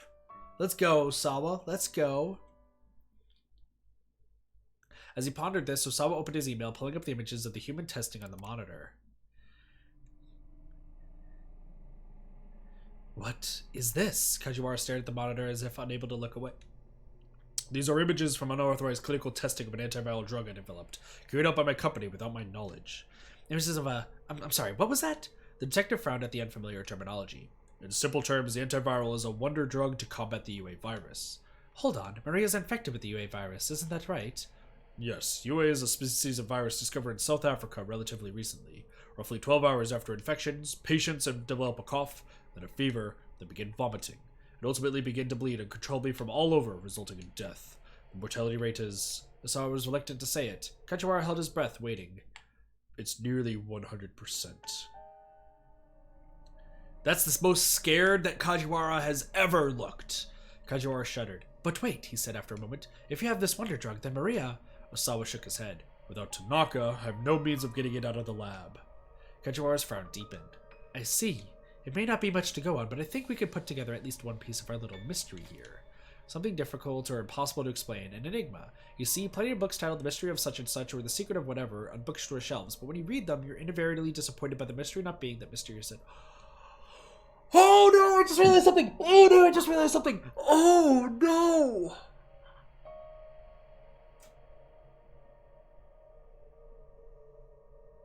Oh no!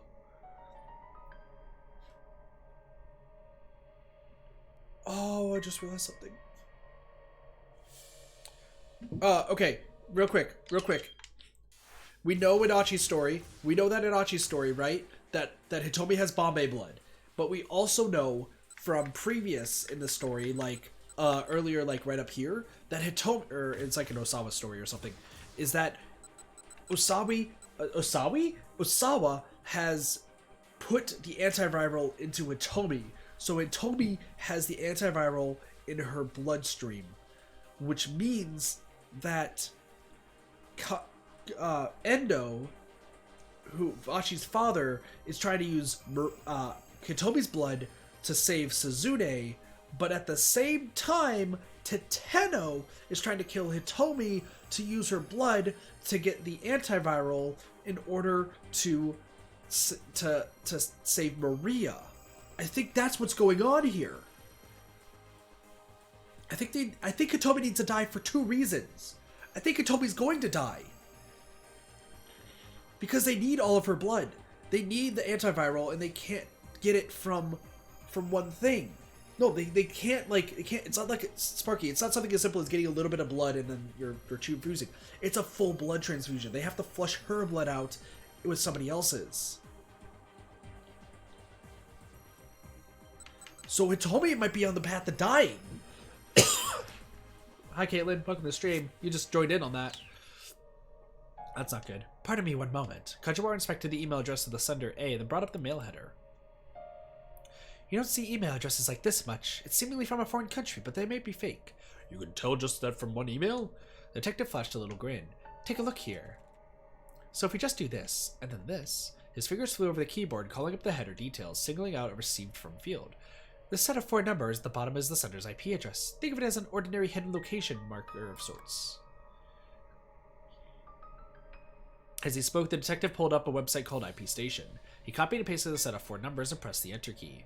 The monitor showed the name of a provider, the connection method, and other such details. A provider is a vendor that provides an internet connection service. A typical internet connection requires a dedicated line.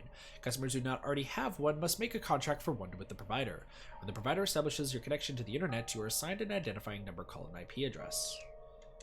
Osawa couldn't make heads or tails of most of it, but one thing drew his eye. Access point, Shibuya Ward, Tokyo. Whoever sent him this is in Shibuya. Kajiwara went to the email program's options and checked the server info for Osawa's connection. Deep furrows formed in his forehead. This is the same provider that you use, Mr. Osawa. Uh-oh. Welcome back, Vibrant. What does that mean? What kind of internet connection do you have here at your house? What sort? Well, it's plugged in over there, but... Osawa pointed at the router. And does everyone in your family use the same line? Yes, I think so. Kajiwara opened up a command prompt and typed in ipconfig. This is something you can actually do! A literal prompt for users to issue computer control commands via keyboard instead of mouse, also frequently used to refer to the window program allowing for such. ipconfig also shows you your own IP address. I think we're about to see... Okay, so if the same numbers we saw before pop up here, that's a bad sign. Oh? Osawa stared at the monitor. Kajiwara pressed enter and a black window covered in white alphanumeric characters appeared. What the heck? What the heck? Kajiwara muttered under his breath. Wait, what's going on? Osawa asked. Explain simply so that I can understand. Faking an email address is simple enough, but the typical person would be able to fake an IP.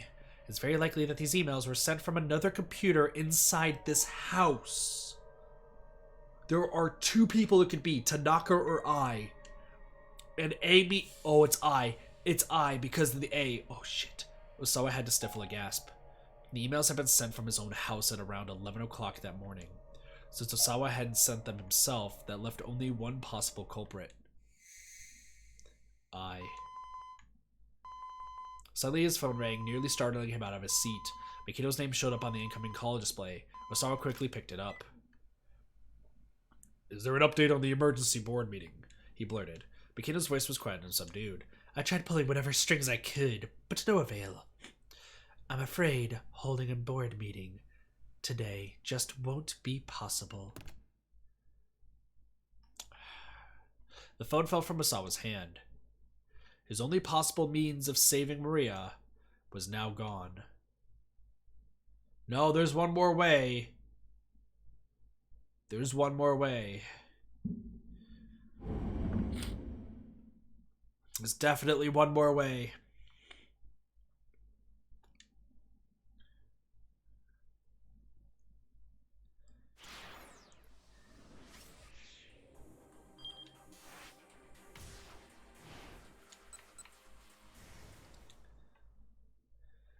Let's keep moving.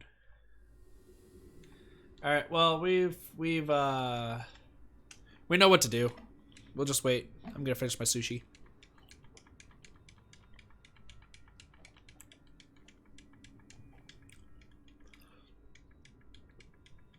We've already seen this, so.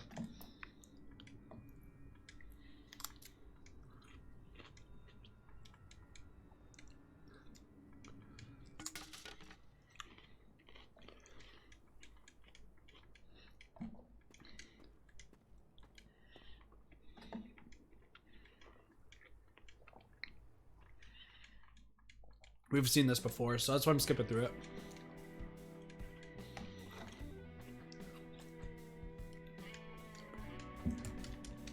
Some crazy stuff going on.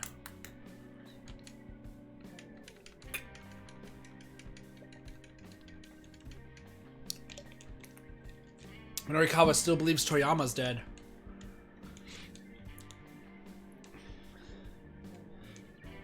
I wonder why there's also another... God, there's a lot of stuff. Let's see what happens, though. Now that Osawa's not here.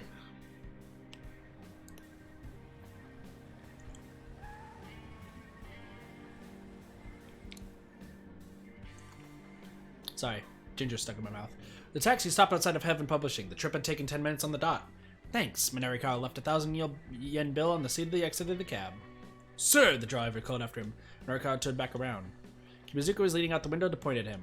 It isn't called work because it's fun, sir. The day will be over soon enough. Just hang in there a little bit longer. The driver finished with a knowing grin. Minorikawa cracked a ghost of a smile. Maybe his spirits had been lifted just a tiny bit. Thank you, he replied. You're a true friend of the working man. He waved half-heartedly, then headed into the building.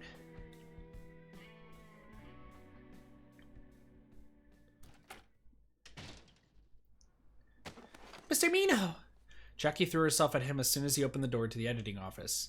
News of the explosion was playing on the television. Minorikawa marched straight to his desk and opened up his laptop. When it booted up, he tried to get a handle on the current situation.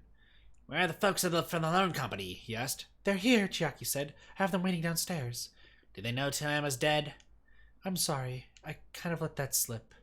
What about Hana? I'm not sure. I haven't heard from her since she called earlier. With a tiny sigh, Minorikawa started typing at his laptop.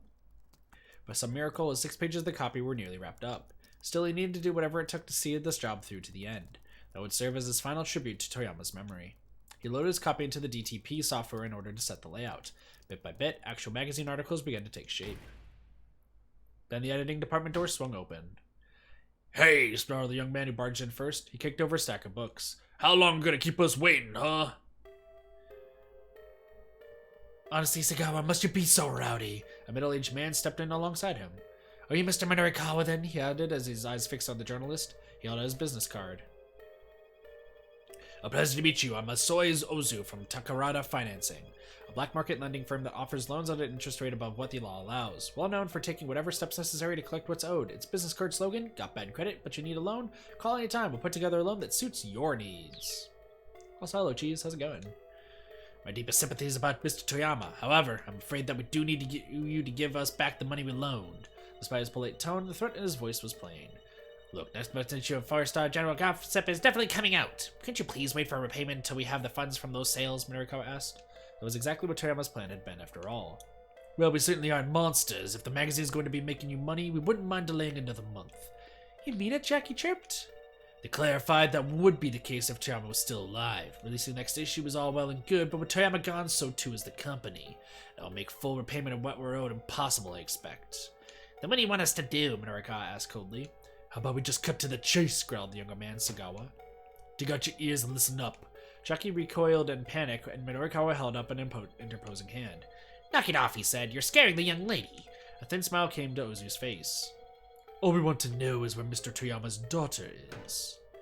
Yeah, that's right, Sagawa said. Tell us where the girl is. No way, Jackie squeaked in protest. Hana's just a little kid. She doesn't have any responsibility to pay back the... Ozu didn't let her finish. We're aware of that. Nevertheless, we'd still like to know where she is. The law didn't matter right now. Guys like this had all sorts of ways of wrangling money out of people. It was clear from the looks on their faces that Ozu and Sagawa had some wicked scheme up their sleeves. Unless, of course, you would prefer to take on Toyama's debts, Mr. Minorikawa. Don't ask to die, Cheese, please. You are quite the accomplished reporter, after all. Take on his debts, huh? Minorikawa didn't know how much Toyama had borrowed, but it only took one look at these guys to tell him it was no small sum. How about it, Ozu asked? The way you land a scoop after scoop, I'm sure you'll be able to repay us in the full before you die. Minorikawa fiercely returned to stare. Alright, I'll take on the debt. I'll consider it. Can you give me some time? Can't we just call it even? Can't we just call it even? The two men stiffened. What was that? The older of the two demanded. Can't we just call it even? This time Minorikawa spat the words out sharp and clear. The older fellow furrowed his brow, a vein pulsing visibly at his temple. You wanna say that one more time, he growled. Minorikawa cleared his throat. Call it even. And we die. The next thing Minorikawa knew, he'd been headbutted right between the eyes. An instant later, he was slammed bodily down on the desk. You dumb bastard. You could vaguely hear the middle-aged man's voice ringing inside his head. That's when he lost consciousness. Well, we probably shouldn't have said that. Mr. Mino! Someone was calling to him. Mr. Mino, wake up! Jackie? He forced his eyelids back open. What happened? Here, could you please read this? Jackie held out a printed draft of her article. How long had he been knocked out? A minute? No, maybe an hour? Wait, he dreamt that? Are you awake now, sir? The voice of a middle-aged thug intruded on his dazed mind. Are you awake now, sir? Looking around, Minorikawa saw the two men from Tarakara Financing still there, casually seated on the sofa. He couldn't have been out for too long then. We'll just wait here until you're inclined to take on this debt. Minorikawa's nose stung painfully. Please, can you read this? Jackie repeated. It's my copy from those street interviews. I know even next month's issues get released. It's not going to fix the debt problem, but still. I mean, I already wrote it and all. Nodding silently, Minorikawa took hold of the copy. She was right, this wasn't going to help with the debt situation, but when a professional took on a job, they saw it through to the end. Minorikawa gave it a quick once-over. He saw immediately that the piece was lacking in structure.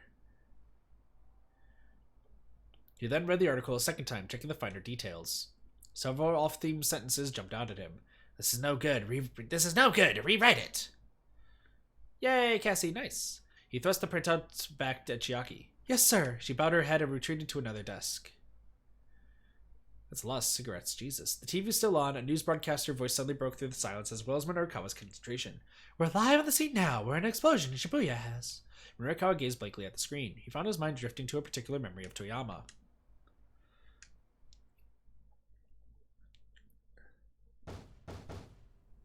The door looked like it might fall apart by any moment, but Minorikawa didn't care. He pounded on it as hard as he could. The Toyama nameplate popped off and fell to the floor. It was hard to believe this dilapidated apartment was the home of a newspaper editor who worked his way up from reporter. Hey, Toyama, get your ass out here! At the sound of Minorikawa's angry shouting, other tents on the floor poked their heads out of their rooms to stare. He paid them no heed, continuing to call out. Eventually, Toyama opened the door, dressed in his sweats and undershirt. Quiet down, you moron, he snapped. Come on in. I hear you tended your letter and recognized it to the paper. Minorikawa sat cross-legged on the tatami-covered floor. Excuse me. Tell me why. Toyama quirked a lopsided grin. Sorry. Tell me why.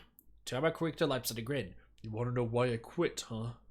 Alright, leaning close. Minorikawa peered at him dubiously. Huh? Why? I don't want anyone overhearing this. Resigned, Minorikawa leaned forward and turned his right ear toward Toyama. The man's warm breath against his cheek was pretty unsettling. At first he had trouble concentrating on Toyama's story, but when the older man got to the crux of the matter, he found himself listening with rapt attention. By the time Toyama finished, Minorikawa was unable to suppress his shock. You're starting your own publishing company? Not so loud, damn it. Toyama shushed him with a finger to his lips. He looked around warily as if there might be spies in his own apartment. Right, but a publishing company? Minorikawa said again, more quietly this time. What are you doing for your distributor account? All booksellers were required to use a wholesaler distributor to circulate their publications. To do business with such a distributor, a publisher needed a specialized distributor account. They're not going to let a company with no track record open a new account with a distributor. I'm sure you must realize that. Toyama grinned and proudly gleamed in his eyes. I know, that's why I bought one. You bought one? A ghost account belonging to a publisher that went bankrupt. Distributor accounts could go for tens of millions of yen. There was no way Toyama could afford that on his severance pay alone. He must have taken out a loan in order to make the purchase. But the publishing industry was in a slump nowadays. People just weren't buying books much anymore. Starting up a new publishing company was beyond risky endeavor. I've already decided on a name for my company, Minorikawa. Toyama's face was positively beaming. Get this, Heaven Publishing. Heaven? That sounds fatalistic. The idea is that people who work for me will feel like they're in paradise. For all his kibitching about keeping quiet, Toyama was now exclaiming pretty loudly himself. I mean, I can appreciate your willingness to take risks. I can appreciate your willingness to take risk, but surely your wife must have had objections, Minorikawa said. Toyama fell silent. He went and opened up the refrigerator. Minorikawa took a peek inside. Its shelves were more than spare, holding little besides beer cans and drinking snacks. The missus left me, took her daughter with her. Those scat few words painted the picture clearly enough. Toyama grabbed a can of beer and tossed it to his guest. But no more sob stories, he went on. He briskly cracked open his own can of beer. Weak foam bubbled from the top. Cheers, Minorikawa, to Heaven Publishing's big debut. He cast everything aside and was striving for a new beginning. If the man had braced himself for the challenge, it wasn't Minorikawa's place to tell him he was making a mistake. Even if it was an uphill battle, he had little chance of winning. Congrats, Mr. Toyama. Minorikawa pulled the tab of his beer can. Cheers! The two of them clacked their cans together.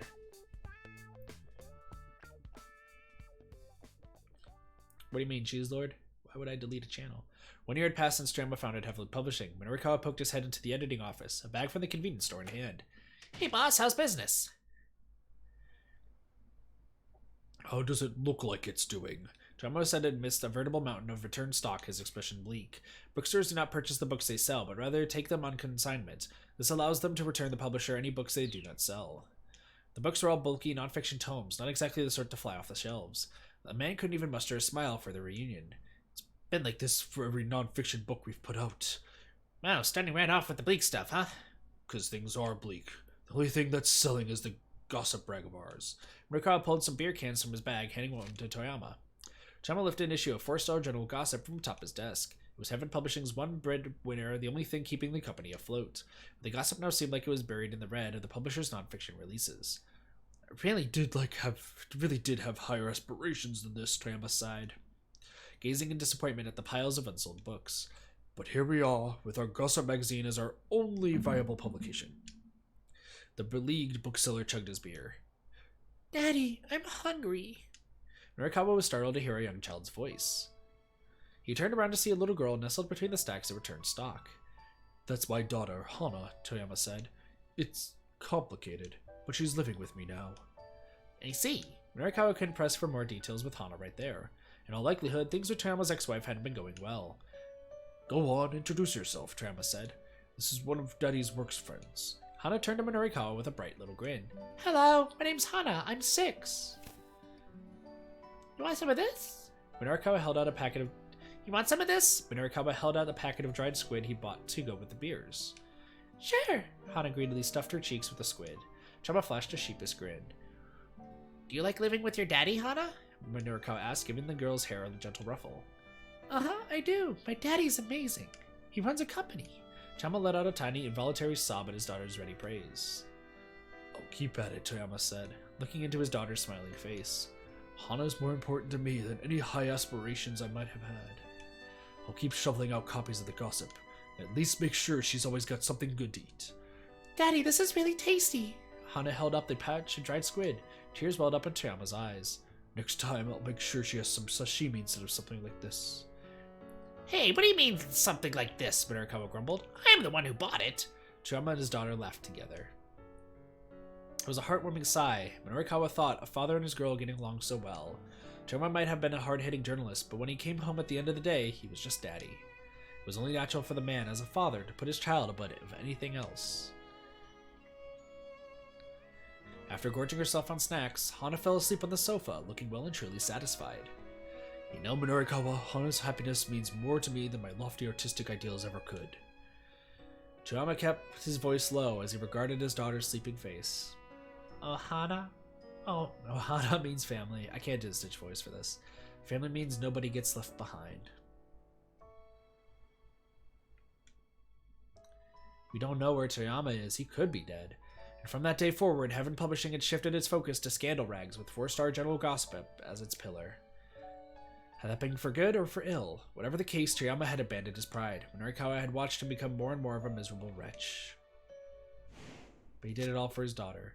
Minorikawa snapped back into the present as a sheaf of papers appeared in front of his face. Here you go, Chiaki said, radiating anxiety. Right.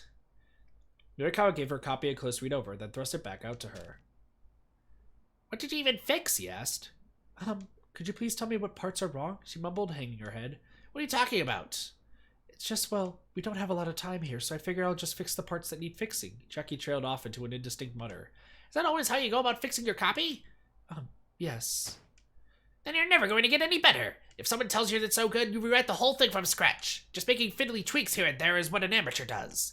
Chiaki dipped her head even deeper, cringing under the reprimand. Minorikawa let out a tiny sigh. Look, what I just told you, that's what Toyama told me when I was first starting out. There were times he had me do dozens of rewrites. At first I thought it was just pushing me around. But after rewriting things over and over, I realized something. There are a whole lot of ways you could write about the same thing. And that's what helped me hone my skills as a writer. Chiaki raised her head back up. Oh wow, really? If you can't get that, then stick with it. Ride your submission deadline as close as you have to in order to write the best piece you can. Okay, I can do it. I will do it. Finally, Chiaki's face brightened with a smile. That's the spirit. The woman might have talent, but she hadn't realized it yet. She needed to be able to stick to an assignment even when things got tough. If she didn't have that kind of resolve, she'd never make it as a freelancer.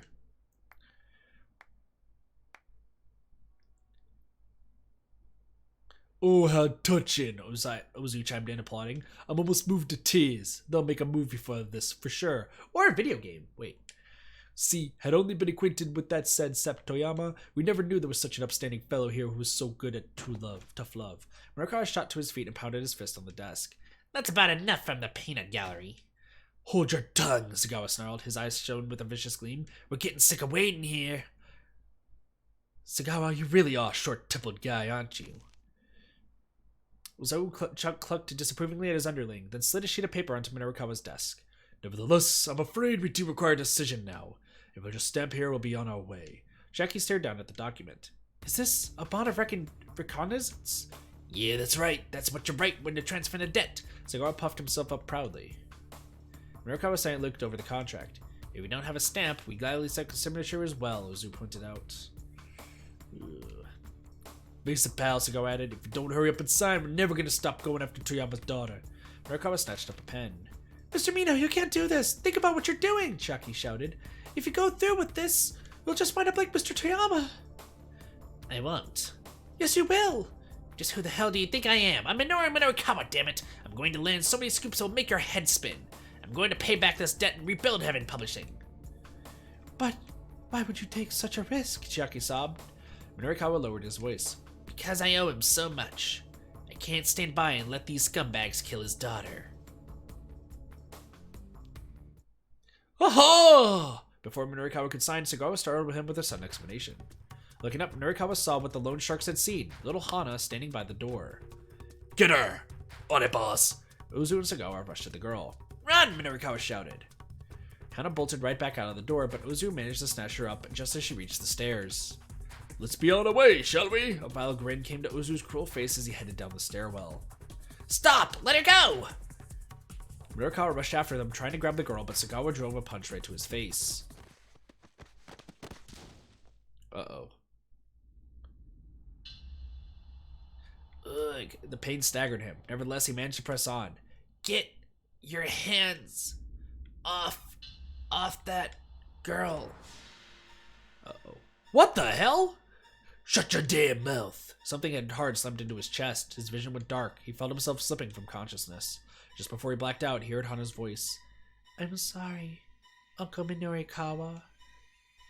Sorry? No, I'm the one who should apologize, but before his thoughts got any further, Minorikawa passed out. A bad ending? Another one? Why is Hana there? Hana gets caught.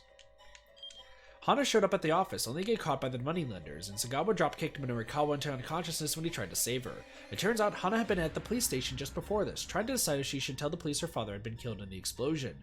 Then someone brought her to Heaven Publishing, which was clearly a mistake. So Kano brought her to Heaven Publishing.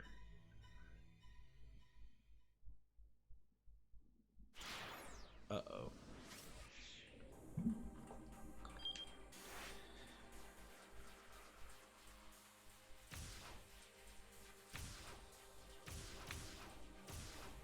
Well,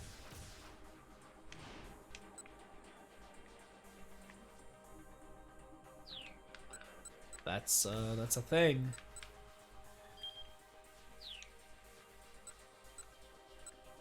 Wait, what?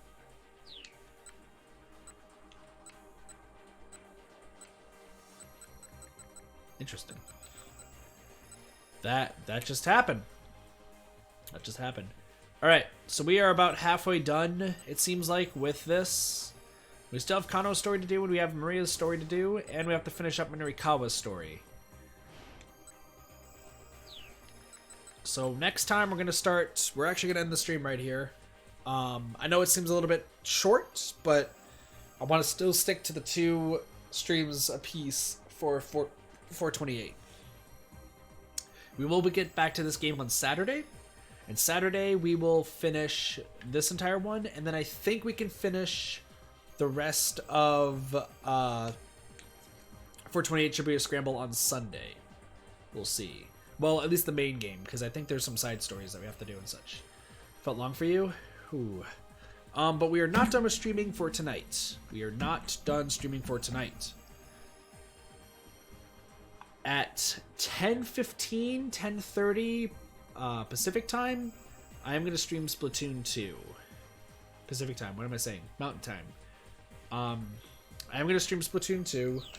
It's, not... The reason I'm streaming it is because I still have this, this whole part of me that wants to do white flags. I want to get through all the white flag stuff, so I'm gonna go into it. We'll stream it. Should be a fun time. I know some people would rather I stream it like earlier in the day. But we'll see about possibly doing one earlier in the day. Just for tonight, I don't feel like doing Dead by Daylight. I don't feel like falling asleep randomly. I still want to finish my Udapri stuff, which It's getting really close, so I'm a little worried about that, but that's okay. So that's why I'm just deciding to do Splatoon tonight, because I won't do it.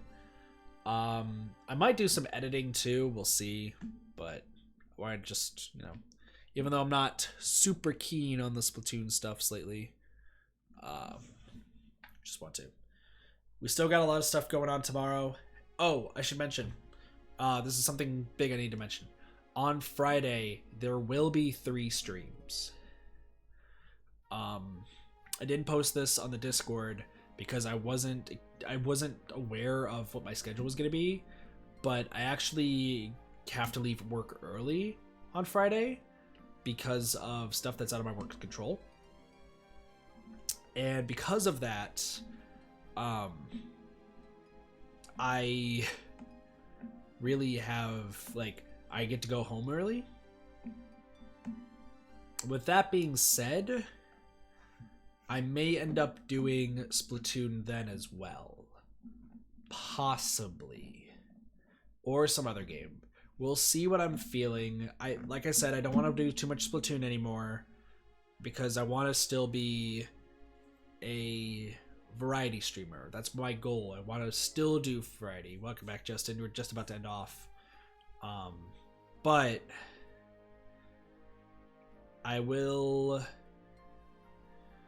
if I'm feeling in the mood and, I'm not feeling too salty and pissed for the game, I'll stream it on Friday as well. If not, we'll stream something else. We'll see what happens.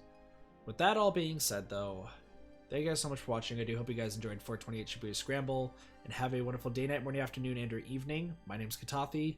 I'll see you guys next time for more Variety Gaming. See you guys later. Peace. Bye, everyone.